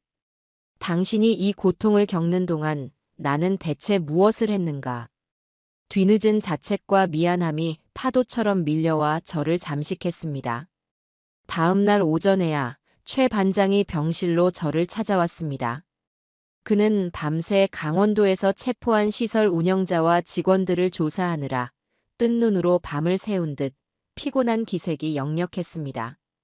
아버님, 아내분은 좀 어떠십니까? 이제 막 잠이 들었소. 의사 말로는 시간이 좀 걸릴 거라고 하는군. 그놈들 전부 다 자백했습니다. 오세이가 매달 일정 금액을 보내주기로 하고 아내분을 맡겼다고 합니다. 자신들의 범죄 행위를 덮기 위해 외부와의 연락을 철저히 차단하고 약물을 사용한 사실도 모두 인정했습니다. 최 반장의 말을 듣는 제 주먹에 절로 힘이 들어갔습니다. 이제 남은 것은 그 여우 같은 며느리와 제 구실도 못한 내 아들놈을 잡는 일이요. 맞습니다, 아버님. 지금 그 두 사람은 아버님께서 아내분을 모시고 잠적했다고 생각하고 있을 겁니다. 아마 자기들끼리 온갖 궁리를 하고 있겠죠. 이제 그들을 덫으로 유인할 시간입니다. 저와 최 반장은 병실 한쪽에 마련된 작은 테이블에 마주 앉아 마지막 작전을 짜기 시작했습니다. 어떻게 하면 저들을 완벽하게 속여 스스로 제 발로 함정에 걸어 들어오게 만들 수 있을까? 여러 가지 아이디어들이 오갔지만 가장 확실한 방법은 역시나 그들의 가장 약한 고리, 바로 돈에 대한 탐욕을 자극하는 것이었습니다. 아버님, 며느님이 가장 두려워하는 것이 무엇일까요? 자신이 손에 넣었다고 생각한 재산이 사라지는 것이겠지. 바로 그겁니다. 저희는 한 편의 연극 대본을 짜기 시작했습니다. 제가 전화를 걸어 아주 다급하고 혼란스러운 목소리로 며느리를 속이는 것이었죠. 저는 최 반장과 함께 며느리가 의심할 수 있는 모든 가능성을 차단하며 완벽한 시나리오를 만들었습니다. 전화기 너머로 들릴 배경 소음까지 계산에 넣을 정도로 치밀하게요. 모든 준비가 끝나고 저는 마침내 제 휴대폰을 들었습니다. 그리고 며느리 오세희의 번호를 눌렀죠. 신호가 몇 번 가지 않아 다급한 목소리의 며느리가 전화를 받았습니다. 아버님, 지금 어디세요? 어머님은요? 대체 어떻게 된 거예요? 저는 약속된 연기를 시작했습니다. 일부러 숨이 넘어갈 듯한 공포에 질린 목소리를 냈습니다. 세희야, 큰일 났다. 내 어머니가 갑자기 이상해졌어. 네. 그게 무슨 말씀이세요? 어머님이 왜요? 어젯밤에 갑자기 정신이 드셨는지 나를 보자마자 다짜고짜 여기서 나가자고 난리를 치시더구나. 그래서 내가 일단 급하게 모시고 나왔는데. 저는 잠시 말을 끊고 더욱 절박한 목소리로 말을 이었습니다. 그런데 지금 자기가 그동안 고생한 것에 대한 보상을 받아야겠다며 우리 집이랑 상가 명의를 전부 자기 앞으로 돌려놓지 않으면 다 폭로하겠다고 협박하고 계신다. 내가 지금 겨우 말리고는 있는데 막무가내야. 이대로는 안 되겠다. 너희가 빨리 와서 내 어머니 좀 어떻게 좀 해다오. 제 혼신을 다한 연기에 전화기 너머의 세희는 완벽하게 속아 넘어간 듯 했습니다. 그녀의 목소리에는 당혹감과 함께 자신이 공들여 쌓은 탑이 무너질지도 모른다는 극도의 불안감이 섞여 있었죠. 뭐라고요? 재산을요? 말도 안 돼. 정신 차리세요, 아버님. 절대 아무데도 도장 찍어주시면 안 돼요. 저희가 지금 바로 그리로 출발할게요. 어디세요, 거기가? 여기는 강원도에서 서울로 들어오는 길목에 있는 휴게소다. 여기서 기다리고 있을 테니 최대한 빨리 와다오. 저는 일부러 저희가 있는 곳과 정반대 방향의 휴게소 이름을 댔습니다. 그들이 허탕을 치고 시간을 버리게 만들기 위함이었죠. 네. 네, 알겠어요. 거기서 꼼짝 말고 저희 기다리고 계세요. 아셨죠, 아버님? 다급하게 전화를 끊는 소리와 함께 작전의 첫 단계는 성공적으로 끝났습니다. 저는 차가운 미소를 지으며 휴대폰을 내려놓았습니다. 제 옆에서 모든 것을 듣고 있던 최 반장이 제게 말없이 엄지손가락을 들어 보였습니다. 덫은 놓아졌고 굶주린 여우는 이제 미끼를 향해 정신없이 달려오고 있었습니다. 며느리 세희와 아들 민수는 저희가 던진 미끼를 아주 제대로 물었습니다.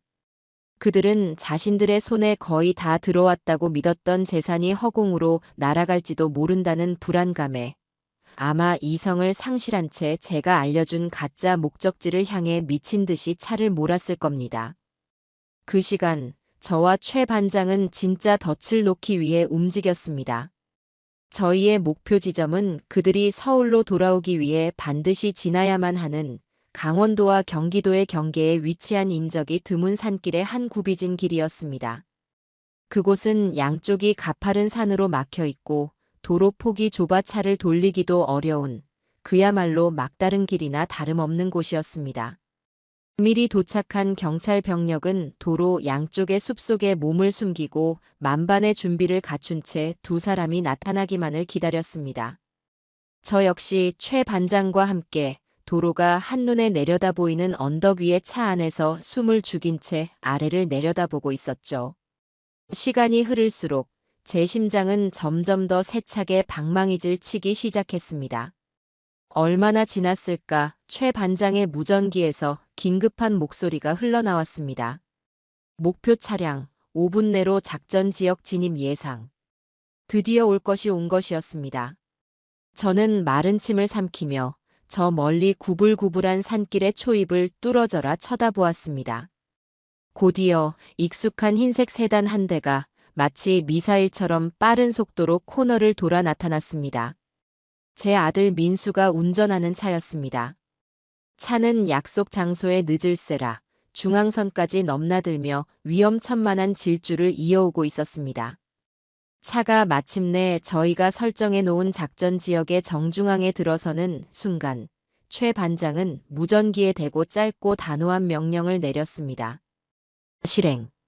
그의 말이 떨어지기 무섭게 도로 양쪽에서 숨어있던 경찰차들이 동시에 뛰쳐나와 아들의 차량 앞뒤를 완벽하게 가로막았습니다. 끼익 하는 날카로운 타이어 마찰음과 함께 아들이 몰던 차는 급정거하며 그 자리에 멈춰 섰습니다. 갑작스러운 상황에 놀란 아들과 며느리가 어안이 벙벙한 얼굴로 차창 밖을 내다보는 모습이 보였습니다. 곧이어 경찰차들에서 내린 형사들이 일사불란하게 그들의 차를 에워쌌습니다. 그리고 바로 그때 저와 최 반장이 탄 차가 언덕 위에서 천천히 내려와 그들의 차 바로 앞에 멈춰 섰습니다. 운전석 문이 열리고 최 반장이 내렸고 뒤이어 조수석 문을 열고 제가 천천히 땅에 발을 디뎠습니다. 제 모습을 확인하는 순간 며느리 세희의 얼굴이 경악으로 물들어가는 과정을 저는 아주 천천히 그리고 똑똑히 지켜보았습니다. 그녀의 얼굴은 처음에는 의아함, 다음에는 당혹감, 그리고 이내 모든 것이 함정이었음을 깨달은 자의 완전한 절망감으로 시시각각 변해갔습니다. 저는 아무 말 없이 천천히 그들의 차 앞으로 걸어갔습니다. 운전석에 앉은 아들 민수는 제 얼굴을 보자마자 차마 고개를 들지 못하고 핸들 위로 얼굴을 파묻어버렸습니다. 그 옆에 앉은 며느리 세희만이 독이 오른 살모사 같은 눈으로 저를 쏘아보고 있었죠. 아버님, 이게 다 무슨 짓이에요? 그녀의 목소리는 분노로 가늘게 떨리고 있었습니다. 저는 차창을 사이에 두고 그녀의 눈을 똑바로 마주보며 말했습니다. 제 목소리는 얼음장처럼 차갑고도 고요했죠. 내 돈이 그리고 내 아내의 목숨값이 너에게는 그렇게나 탐이 났더냐? 제 한마디에 세희의 마지막 이성의 끈이 끊어진 듯 했습니다. 그녀는 차 안에서 발악하며 소리치기 시작했습니다. 이게 다 당신 때문이야. 당신만 없었으면, 그 늙은이만 없었으면 모든 게 완벽했다고. 당신이 다 망쳤어. 바로 그때 최 반장이 그녀의 차 문을 열고 차갑게 빛나는 수갑을 꺼내 보였습니다. 오세희 씨, 박민수 씨. 당신들을 약취 유인, 사기, 횡령 혐의로 긴급 체포합니다. 당신들은 변호사를 선임할 수 있으며 묵비권을 행사할 수 있고 최 반장이 미란다 원칙을 고지하는 동안 세희는 짐승처럼 울부짖으며 형사들의 손길에 저항했습니다. 하지만 그녀의 발악은 오래가지 못했습니다. 형사들의 손에 이끌려 차에서 끌려 나온 그녀는 다리에 힘이 풀린 듯 그 자리에 주저앉아 버렸습니다. 아들 민수는 마치 영혼이 빠져나간 사람처럼 아무런 저항도 없이 순순히 수갑을 받았습니다. 형사들에게 양팔을 붙들려 경찰차로 향하던 세희가 마지막으로 저를 돌아보며 악에 받친 목소리로 외쳤습니다. 두고 봐. 내가 여기서 끝날 것 같아. 당신도 그 늙은이도 내가 절대로 가만두지 않을 거야. 저는 그 마지막 발악을 그저 무표정한 얼굴로 끝까지 지켜봐 주었습니다. 그리고는 나지막이 읊조렸죠. 누구에게도 들리지 않을 오직 나 자신에게 하는 다짐과도 같은 말이었습니다. 그래, 끝까지 한번 가보자꾸나. 내 얕은 탐욕과 내 깊은 분노 중에 과연 어느 것이 더 강한지 말이다. 두 사람이 탄 경찰차가 차가운 사이렌 소리를 울리며 산길을 빠져나갔습니다. 그들이 사라진 도로 위에는 저와 깊은 산의 차가운 바람만이 덩그러니 남았습니다. 길고 길었던 사냥이 마침내 끝이 났습니다. 그들이 체포된 후 저는 곧바로 경찰서로 향했습니다. 조사가 진행되는 동안 저는 별도의 대기실에서 최 반장이 전해주는 상황을 들으며 기다리고 있었죠. 며느리 세희는 조사실에 들어가서도 한동안 묵비권을 행사하며 끝까지 버텼다고 합니다. 하지만 최 반장이 노란 대문 시설에서 찍은 아내의 영상과 그녀가 흥청망청 쓴 카드 내역, 그리고 시설 운영자의 자백이 담긴 조서를 차례로 눈앞에 펼쳐놓자 마침내 무너져 내리기 시작했다고 했습니다. 하지만 제가 정말로 보고 싶었던 것은 며느리의 뻔한 발악이 아니었습니다. 바로 제 아들 민수였습니다.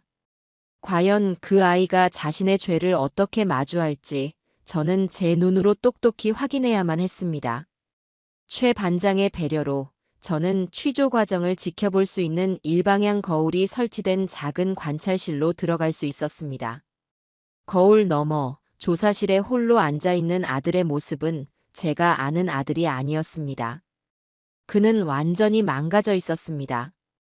고개를 푹 숙인 채 두 손으로 얼굴을 감싸고 아이처럼 어깨를 들썩이며 흐느끼고 있었죠. 잠시 후 최 반장이 조사실로 들어갔습니다. 최 반장은 어떤 위압적인 질문도 던지지 않았습니다. 그저 아들의 맞은편에 조용히 앉아 나지막이 물었을 뿐이었죠. 박민수 씨, 어머니가 보고 싶지 않았습니까? 그 한마디에 아들의 굳게 닫혀있던 둑이 터져 나왔습니다. 아들은 오열하며 자신의 비겁하고도 어리석었던 지난 시간들을 모두 토해내기 시작했습니다. 그것은 참회라기보다는 한심한 변명에 가까웠습니다. 세희가 다 알아서 한다고 했습니다. 어머니 건강을 위해서 잠시만 조용한 곳에 모시는 거라고 저도 처음에는 반대했습니다. 하지만 세희가 저더러 능력이 없어서 장모님한테 매일 구박만 받는다고 이번 일만 잘 해결되면 우리도 큰 소리치면서 살 수 있다고 저를 매일같이 몰아세웠습니다. 돈 문제도 어머니 재산을 잠시만 활용하면 나중에 몇 배로 불려서 돌려드릴 수 있다고 했습니다. 저는 정말 그렇게 될 줄 알았습니다. 아들은 모든 책임을 아내에게 떠넘겼습니다.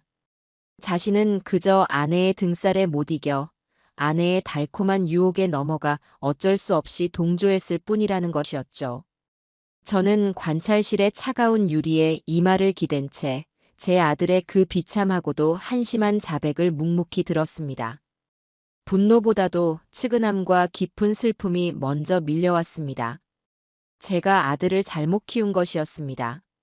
옳고 그름을 판단하는 능력 대신 그저 세상의 비바람을 피하는 요령만 가르친 제 잘못이었습니다.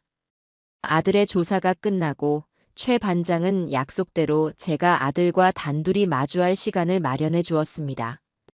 차가운 쇠문이 열리고 제가 조사실 안으로 들어서는 순간 아들은 화들짝 놀라며 의자에서 벌떡 일어났습니다.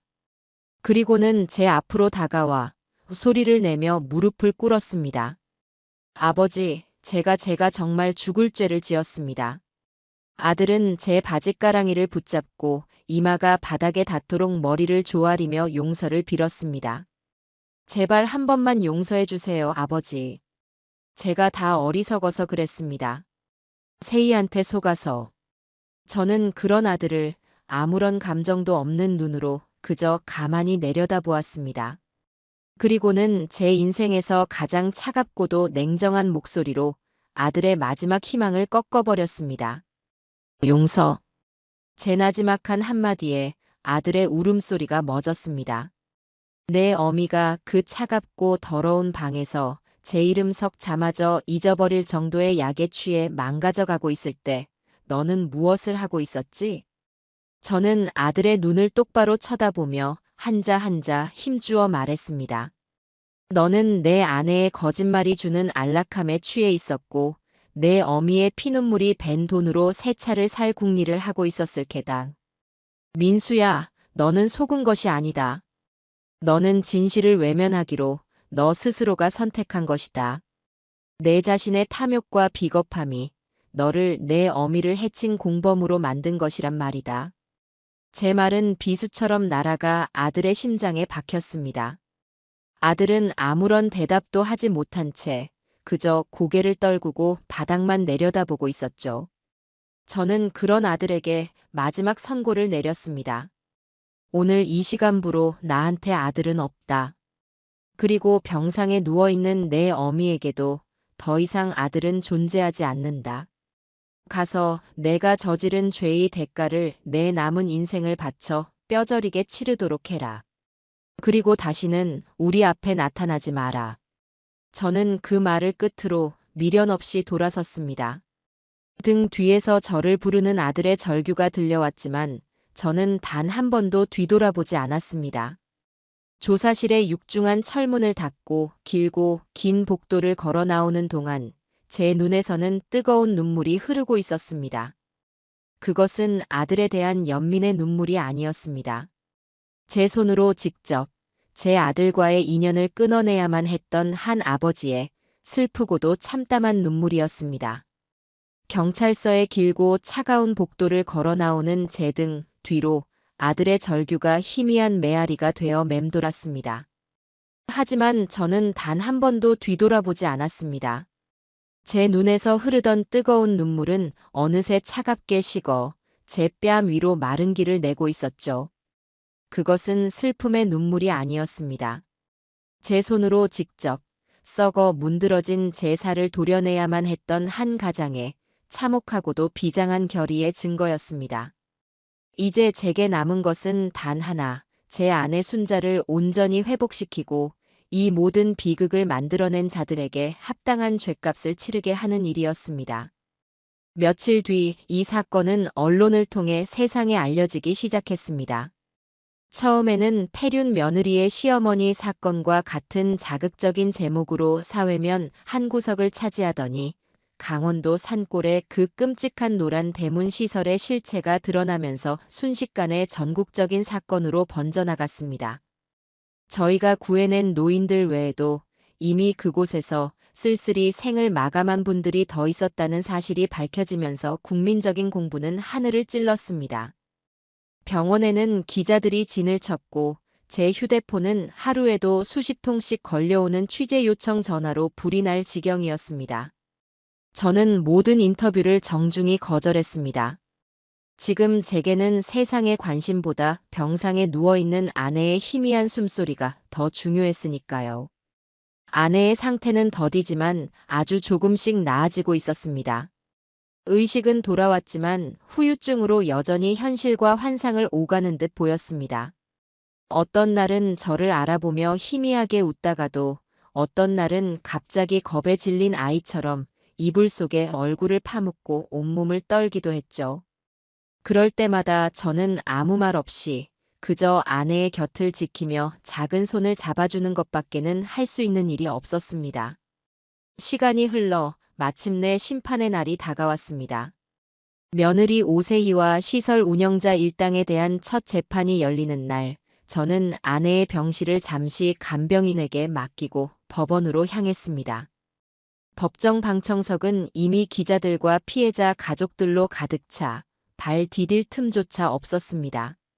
잠시 후 피고인석으로 들어서는 며느리의 모습이 보였습니다. 수의를 입은 그녀의 모습은 제가 알던 그 화려하고 당당했던 모습이 아니었습니다. 얼굴은 반쪽이 되어 있었고 눈은 퀭하게 들어가 있었죠. 하지만 그 눈빛만은 여전히 도끼로 가득 차 있었습니다. 그녀는 방청석에 앉은 저를 발견하고는 순간 저주를 퍼붓는 듯한 눈빛으로 저를 쏘아보았습니다. 저는 그 시선을 피하지 않고 그저 묵묵히 마주 보았습니다. 재판은 검사의 모두 진술로 시작되었습니다. 검사는 차갑고 냉정한 목소리로 며느리 오세희가 얼마나 치밀하고 계획적으로 저희 부부의 재산을 노렸는지, 그리고 그 과정에서 인간으로서 차마 해서는 안 될 짓을 저질렀는지를 하나씩 열거해 나갔습니다. 노란 대문 시설의 끔찍한 내부 영상이 법정 스크린에 재생될 때 방청석 곳곳에서는 탄식과 흐느낌이 터져 나왔습니다. 저는 주먹을 너무 꽉 쥔 나머지 손톱이 손바닥을 파고드는 고통조차 느끼지 못했습니다. 며느리의 변호사는 그녀가 산후 우울증과 과도한 스트레스로 인해 이성적인 판단을 하지 못했다며 심신미약을 주장했습니다. 하지만 그 어설픈 변명은 검사가 증거로 제출한 그녀의 화려한 쇼핑 내역과 외제차 계약서 앞에서 산산조각이 나고 말았죠. 그녀는 우울했던 것이 아니라 넘쳐나는 탐욕에 취해 있었을 뿐이었습니다. 재판이 진행되는 내내 며느리는 단 한 번도 고개를 숙이지 않았습니다. 오히려 모든 것이 제 탓이며 자신은 피해자라는 듯 억울한 표정을 지어 보였죠. 그 뻔뻔한 모습에 저는 법정 안에서 소리를 지르고 싶은 충동을 몇 번이나 억눌러야만 했습니다. 몇 차례의 재판이 더 이어지고 마침내 선고 공판일이 되었습니다. 그날따라 법정의 공기는 유난히 무겁고 엄숙하게 느껴졌습니다.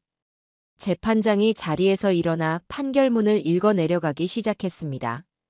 피고인 오세희는 판사의 낮고 엄중한 목소리가 법정 전체에 울려 퍼졌습니다. 피해자인 시어머니에 대한 최소한의 존중과 연민도 없이 오직 자신의 경제적 이익을 위해 피해자를 생명의 위협이 명백한 장소에 유인하고 방치하였으면 그 과정에서 피해자의 재산을 편취하여 호화로운 생활을 영위하는 등 그 죄질이 이루 말할 수 없이 불량하고 반인륜적이다. 또한 피고인은 법정에 이르기까지 자신의 잘못을 뉘우치기는커녕 터무니없는 변명으로 일관하며 피해자에게 2번의 상처를 안겨주었다. 이에 재판부는 피고인이 우리 사회로부터 장기간 격리되어 참회와 속죄의 시간을 갖게 하는 것이 마땅하다고 판단한다. 주문, 피고인 오세희를 징역 15년에 처한다. 징역 15년. 그 단어가 제 귀에 박히는 순간 며느리는 믿을 수 없다는 듯 비명을 지르며 그 자리에 주저앉아 버렸습니다. 내가 뭘 잘못했는데? 내가 왜? 억울해. 그녀는 법정 경위들에게 끌려나가면서까지 악에 받친 목소리로 저주를 퍼부었습니다. 시설 운영자와 직원들 역시 중형을 선고받고 법의 엄중한 심판을 받게 되었죠. 아들 민수에 대한 재판은 며칠 뒤 다른 법정에서 조용히 진행되었습니다. 아들은 모든 혐의를 인정하고 재판 내내 고개를 숙인 채 눈물만 흘렸다고 합니다. 아들의 변호사는 그가 아내의 강압에 못 이겨 범행에 가담하게 된 점, 그리고 깊이 뉘우치고 있는 점 등을 들어 선처를 호소했죠. 저는 그 재판에는 참석하지 않았습니다. 더 이상 제 아들이 아니었으니까요. 아들은 결국 방조 및 횡령 혐의가 인정되어 징역 3년을 선고받고 법정 구속되었습니다. 모든 심판이 끝난 후 저는 법원 앞 계단에 한참을 서 있었습니다. 하늘은 더없이 맑고 푸르렀습니다. 하지만 제 마음은 조금도 개운하지 않았습니다. 통쾌함보다는 깊고 서늘한 허무함이 제 온몸을 감싸고 있었죠. 이것이 제가 원했던 복수의 끝이었을까요? 한 사람은 감옥에 가고 한 사람은 제 인생에서 지워지고 남은 사람들은 깊은 상처를 안고 살아가야 하는 이 비참한 결말이 말입니다. 저는 주머니 속 휴대폰을 꺼내 손주 유나의 사진을 들여다보았습니다. 아이의 해맑은 미소를 보니 비로소 제가 앞으로 해야 할 일이 무엇인지 분명해졌습니다. 이제는 심판이 아닌 치유의 시간을 시작해야 할 때였습니다. 모든 법적인 절차가 끝나고 저는 아내를 집으로 모셔왔습니다. 병원의 소독약 냄새 대신 익숙한 집안의 공기와 햇살이 아내를 맞았지만 아내의 마음은 여전히 굳게 닫혀 있었습니다. 아내는 자신이 가장 안전하다고 느꼈던 공간에서조차 밤마다 악몽에 시달리며 비명을 질렀습니다. 좁은 방에 혼자 있는 것을 두려워했고 낯선 사람의 방문에는 극도의 불안 증세를 보였죠. 의사는 외상 후 스트레스 장애라는 진단을 내렸습니다. 망가진 몸을 회복하는 것보다 조각난 마음을 다시 붙이는 일이 훨씬 더 어렵고 고통스러운 과정이었습니다. 손주 유나 역시 마찬가지였습니다. 아이는 저희 집으로 온 이후 한동안 말을 잃어버린 아이처럼 입을 굳게 닫았습니다. 밤에는 할머니처럼 악몽을 꾸며 울부짖었고 낮에는 그림책의 한쪽 구석에 온통 검은색으로만 낙서를 하곤 했죠. 저는 아이의 손을 잡고 아동심리 상담센터를 찾았습니다. 전문가는 아이가 자신의 감정을 표현하는 방법을 잊어버렸다고 했습니다. 아이의 마음속에 갇혀버린 공포를 밖으로 꺼내주는 것이 시급하다고 했죠. 그날 이후 저의 하루는 온전히 두 사람을 돌보는 것으로 채워졌습니다. 아침이면 아내를 위해 부드러운 죽을 쓰고 낮에는 유나와 함께 상담센터에서 모래놀이 치료를 받았습니다. 저녁이면 잠 못 드는 아내의 등을 밤새 쓸어주며 어린 시절 어머니가 불러주시던 자장가를 의존해 주었죠. 평생을 누군가를 가르치고 바로잡는 역할만 해온 제게 누군가를 온전히 보살피고 기다려주는 일은 생각보다 훨씬 더 어렵고 고된 일이었습니다. 하지만 저는 단 한 번도 힘들다고 생각하지 않았습니다. 이것은 제가 제 소중한 가족을 지켜주지 못했던 것에 대한 속죄이자 제게 남겨진 마지막 책임이었으니까요. 시간이 약이라는 말은 때로는 진실이었습니다. 계절이 두어 번 바뀌고 저희 집 마당의 감나무에 다시 붉은 감이 열릴 무렵 아주 작은 변화들이 찾아오기 시작했습니다. 어느 날 아침 아내가 먼저 제게 말을 걸었습니다. 여보, 오늘 날씨가 참 좋네요.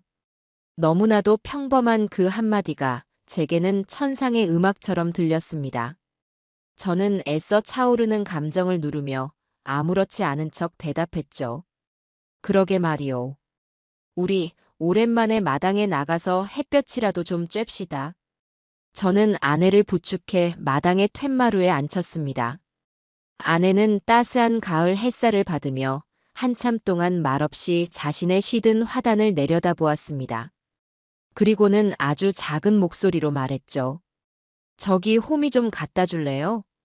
저는 창고로 달려가 녹슨 호미를 찾아 아내의 손에 쥐어주었습니다. 아내는 마른 손으로 호미를 부여잡고 툇마루에 앉은 채로 힘겹게 잡초를 하나씩 뽑기 시작했습니다. 그 작은 움직임이 아내가 다시 세상 밖으로 나오려는 첫걸음이라는 것을 저는 알 수 있었습니다. 그날 저는 아내의 등 뒤에서 한참 동안 소리 없이 눈물을 흘렸습니다. 유나에게도 변화가 찾아왔습니다. 상담 치료를 꾸준히 받으면서 아이는 조금씩 자신의 감정을 표현하기 시작했습니다. 어느 날 아이는 그림 치료 시간에 커다랗고 무서운 노란 대문을 그렸습니다. 그리고는 그 문을 온갖 색깔의 크레파스로 마구 칠하며 지워버렸죠. 한참 동안 그림을 지우던 아이가 갑자기 저를 보며 말했습니다. 할아버지, 이제 노란 대문 없어졌어요. 내가 다 물리쳤어요. 그리고는 제 품에 와락 안겨 그동안 참아왔던 울음을 터뜨렸습니다. 저는 그런 아이를 힘껏 끌어안고 등을 토닥여 주었습니다. 그래, 우리 유나가 다 물리쳤구나. 우리 강아지 정말 장하다. 이제 괜찮아. 할아버지가 꼭 지켜줄게. 그날 이후 아이는 거짓말처럼 예전의 밝고 씩씩한 모습을 되찾아갔습니다. 조잘조잘 학교 이야기를 늘어놓고 제게 시시껄렁한 농담을 던지기도 했죠. 아이의 웃음소리가 다시 집안에 울려 퍼지기 시작했을 때 저는 비로소 저희 가족의 길고 어두웠던 터널이 끝나가고 있음을 느낄 수 있었습니다. 그러던 어느 날 교도소에 있는 아들에게서 첫 편지가 왔습니다. 저는 그 편지를 며칠 동안 뜯어보지도 않고 서랍 깊숙한 곳에 넣어두었습니다. 하지만 밤마다 그 편지가 저를 괴롭혔습니다. 결국 저는 한밤중에 일어나 떨리는 손으로 편지 봉투를 뜯었습니다. 편지 안에는 삐뚤빼뚤한 글씨로 아들의 뒤늦은 후회와 절절한 사죄의 말이 가득 담겨 있었습니다. 제발 어머니와 유나를 잘 부탁한다는, 그리고 자신은 평생을 속죄하며 살겠다는 내용이었습니다. 저는 편지를 다 읽고 아무 말 없이 그것을 다시 서랍 속에 넣었습니다. 아직은 그 어떤 답장도 할 수가 없었습니다. 상처를 보듬는 시간은 생각보다 훨씬 더 길고 더딘 과정이었습니다. 세월은 강물처럼 흘러 끔찍했던 그날의 기억 위로 얇은 시간에 퇴적층을 쌓아 올렸습니다. 아내는 더 이상 악몽을 꾸지 않았고 예전처럼 마당의 텃밭을 가꾸며 소소한 기쁨을 찾았습니다. 웃음을 되찾았지만 예전처럼 소리내어 웃는 대신 그저 입가에 희미한 미소를 머금을 뿐이었죠. 그 미소 속에 지워지지 않는 슬픔의 흔적이 남아있다는 것을 저는 알 수 있었습니다. 손주 유나는 어느새 씩씩한 초등학생이 되었습니다. 아이는 가끔씩 엄마와 아빠에 대해 물었지만 그때마다 저와 아내는 그저 아주 먼 곳에 아주 중요한 일을 하러 가셨단다라고 둘러댈 수밖에 없었죠. 아이가 모든 진실을 감당하기에는 아직 너무 어렸으니까요. 그러던 어느 날 저는 동네 상가 조합의 오랜 지인에게서 아들의 소식을 전해 듣게 되었습니다. 몇 달 전 형기를 마치고 출소했다는 것이었습니다. 아들은 저희 집 근처를 찾아오지 못하고 서울 변두리의 한 작은 고시원에서 지내며 건설 현장에서 막노동으로 생계를 이어가고 있다고 했습니다. 그 소식을 듣는 제 마음은 복잡하기 그지없었습니다. 인연을 끊었다고 다짐했지만 그래도 피는 물보다 진한 것일까요? 추운 겨울밤 그 아이가 차가운 방에서 홀로 웅크리고 있을 모습을 상상하니 가슴 한구석이 저릿하게 아파왔습니다. 그날 저녁 저는 아내에게 조심스럽게 아들의 소식을 전했습니다.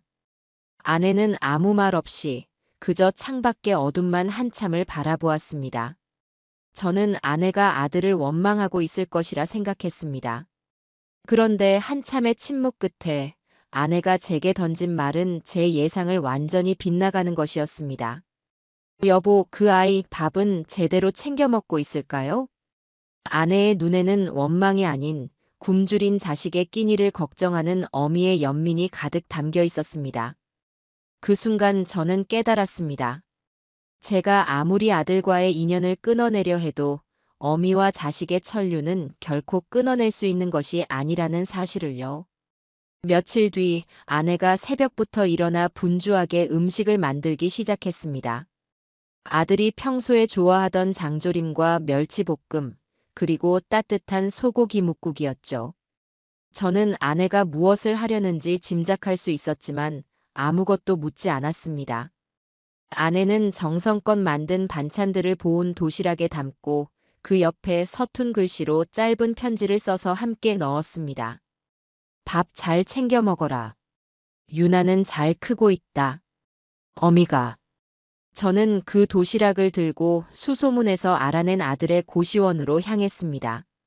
차마 아들을 직접 마주할 용기가 없어 저는 경비실에 도시락을 맡기며 아들의 이름만 알려주고 돌아섰습니다. 그날 밤 제 휴대폰으로 모르는 번호의 문자 메시지 한 통이 도착했습니다. 감사합니다, 어머니. 그리고 죄송합니다, 아버지. 짧은 문자였지만 그 안에는 아들의 수만 가지 감정이 담겨 있다는 것을 느낄 수 있었습니다. 저는 그 문자를 아내에게 보여주었습니다. 아내는 말없이 눈시울만 붉힐 뿐이었습니다. 그것이 저희 가족의 서툴고도 조심스러운 화해의 시작이었습니다. 몇 달 뒤 유나의 생일이 다가왔습니다. 아내는 며칠 전부터 제 눈치를 살피며 무언가 하고 싶은 말이 있는 듯 머뭇거렸습니다. 저는 아내의 마음을 모를 리 없었죠. 저는 아내보다 먼저 그 어려운 말을 꺼냈습니다. 여보, 이번 유나 생일에는 그 아이도 부르는 게 어떻겠소? 제 말에 아내의 얼굴에 비로소 안도하는 기색이 스쳤습니다. 저는 몇 년 만에 처음으로 아들의 번호를 눌렀습니다. 전화기 너머로 들려오는 아들의 목소리는 많이 변해 있었습니다. 세상의 풍파에 닳고 달아 거칠고도 낮게 가라앉아 있었죠. 저녁 먹으러 오너라. 유나가 보고 싶어 할 게다. 유나의 생일날 저녁, 아들은 약속된 시간에 맞춰 저희 집으로 왔습니다. 몇 년 만에 마주한 아들의 모습은 몰라보게 늙고 초췌해져 있었습니다. 하지만 예전에 그 비겁하고 나약했던 눈빛은 사라지고 그 자리에는 깊은 회한과 삶의 무게가 담겨 있었죠. 아들은 현관에 들어서자마자 저희 부부 앞에 큰 절을 올렸습니다.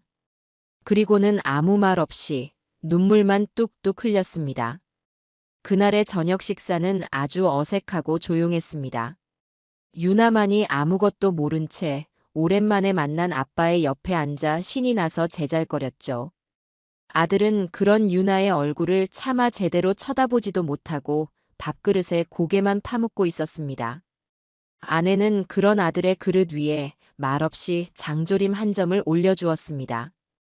그 순간 아들은 더 이상 참지 못하고 식탁에 엎드려 아이처럼 서럽게 울기 시작했습니다. 완벽한 용서는 아니었습니다. 어쩌면 평생 저희의 상처는 완전히 아물지 못할지도 모릅니다. 하지만 그날 저희는 깨진 그릇의 조각들을 아주 서툴고 느리게 다시 맞추어 보기 시작했습니다. 그것은 용서가 아닌 손주를 위한, 그리고 남겨진 저희 자신들을 위한 최소한의 배려였습니다. 아들과의 어색한 재회가 있은 후 또 한 번의 가을이 찾아왔습니다. 아내의 건강은 이제 완연히 회복되어 예전처럼 맑은 웃음소리를 되찾았습니다. 아들은 한 달에 한두 번씩 저희 집을 찾아와 말없이 집안의 꾸준히 일을 돕고 가곤 했습니다. 저희는 여전히 아들과 많은 대화를 나누지는 않았지만 그 묵묵한 시간 속에서 서로의 상처가 조금씩 아물어가고 있음을 느낄 수 있었습니다. 어느 맑은 가을날 오후 아내와 함께 툇마루에 앉아 붉게 물들어가는 감나무를 보고 있을 때였습니다. 아내가 문득 아주 오래전의 약속을 꺼냈습니다. 여보, 기억나요? 당신 친구분이랑 스위스 가시기 전에 나중에 꼭 같이 가자고 약속했던 거. 저는 말없이 고개를 끄덕였습니다. 그것은 끔찍한 악몽이 시작되기 전 저희의 마지막 행복했던 기억이었습니다. 이제는 갈 수 있을 것 같아요. 당신이랑 함께라면. 아내의 말에 저는 그동안 마음속 깊이 묻어두었던 계획을 실행에 옮길 때가 왔음을 직감했습니다. 며칠 뒤 저는 아내에게 2장의 비행기 티켓을 내밀었습니다. 목적지는 스위스 취리히. 40년도 더 된 낡고 빛바랜 약속을 마침내 지키게 된 것이었습니다. 아내는 티켓을 받아들고 아이처럼 환하게 웃었습니다. 그 웃음은 제가 지난 몇 년간 그토록 보고 싶었던 순수하고 가식 없는 진짜 웃음이었습니다. 여행 당일 공항으로 향하는 길은 몇 년 전과는 완전히 다른 풍경이었습니다. 뒷좌석에는 손주 유나와 아들 민수가 함께 타고 있었죠. 유나는 할머니, 할아버지의 첫 해외여행에 자기가 더 신이 나서 스위스에 가면 초콜릿을 사다 달라고 연신 조잘거렸습니다. 아들은 그저 말없이 운전만 했지만 룸미러로 비치는 그의 얼굴에는 희미한 미소가 걸려 있었습니다. 공항에 도착해 출국 수속을 밟기 전 저희는 잠시 작별 인사를 나누었습니다. 아들은 저희 앞에 깊이 허리를 숙였습니다. 아버지, 어머니 부디 행복하게 즐거운 여행만 하고 오십시오. 저는 그런 아들의 어깨를 몇 년 만에 처음으로 두드려 주었습니다. 그리고는 아주 나지막이 말했죠. 유나, 잘 부탁한다. 아들은 제 말에 눈물을 글썽이며 세차게 고개를 끄덕였습니다. 유나는 제 다리에 매달려 할머니, 할아버지, 선물 꼭 사오셔야 해요. 라며 애교를 부렸습니다. 저는 아이의 머리를 쓰다듬어주고 아내의 손을 잡고 출국장으로 들어섰습니다. 몇 년 전 친구의 손을 잡고 들어섰던 바로 그 길이었습니다. 하지만 이번에는 제 옆에 있는 아내의 손에서 느껴지는 온기 덕분에 조금도 외롭거나 불안하지 않았습니다. 스위스의 풍경은 제가 기억하는 것보다 훨씬 더 아름다웠습니다. 만년설이 쌓인 융프라우의 정상에서 저희는 뜨거운 커피를 마시며 말없이 서로를 바라보았습니다. 아내는 제 어깨에 머리를 기댄 채 작은 목소리로 말했습니다. 여보, 고마워요. 나를 포기하지 않아줘서. 그리고 우리 민수, 용서해줘서요. 저는 그런 아내의 머리를 쓰다듬으며 대답했습니다. 용서라기보다는 그저 이해하게 된 것뿐이요. 완벽한 사람은 세상에 없지. 우리 모두는 실수를 하고 또 상처를 주며 살아가는 불완전한 존재들이니까. 중요한 것은 그 실수를 어떻게 책임지고 그 상처를 어떻게 보듬어 안고 살아갈 것인가 하는 점이겠지. 저희는 그곳에서 길고 길었던 저희의 지난 시간들을 정리하고 또 앞으로 남은 시간들을 이야기했습니다. 더 이상 저희에게는 원망도 미움도 남아있지 않았습니다. 그 모든 감정의 소용돌이를 지나고 나니 마침내 평온이 찾아온 것이었죠. 여행을 마치고 집으로 돌아왔을 때 저희를 가장 먼저 반긴 것은 마당 감나무에 마지막으로 매달려 있던 홍시 하나였습니다. 마치 저희를 기다렸다는 듯이 가장 아름다운 빛깔로 붉게 익어 있었죠. 저는 그 홍시를 따서 아내와 반으로 나누어 먹었습니다. 달콤하고 부드러운 맛이 입안 가득 퍼졌습니다. 진정한 행복은 알프스의 장엄한 설경이 아니라 바로 이 작고 소박한 일상 속에 있다는 것을 저희는 길고 긴 고통의 시간을 지나고 나서야 비로소 깨닫게 되었습니다. 폭풍은 지나갔고 저희는 더 단단해졌어요. 그리고 저희의 남은 날들은 저 홍시처럼 달콤하고 따뜻할 것이라고 저는 굳게 믿습니다.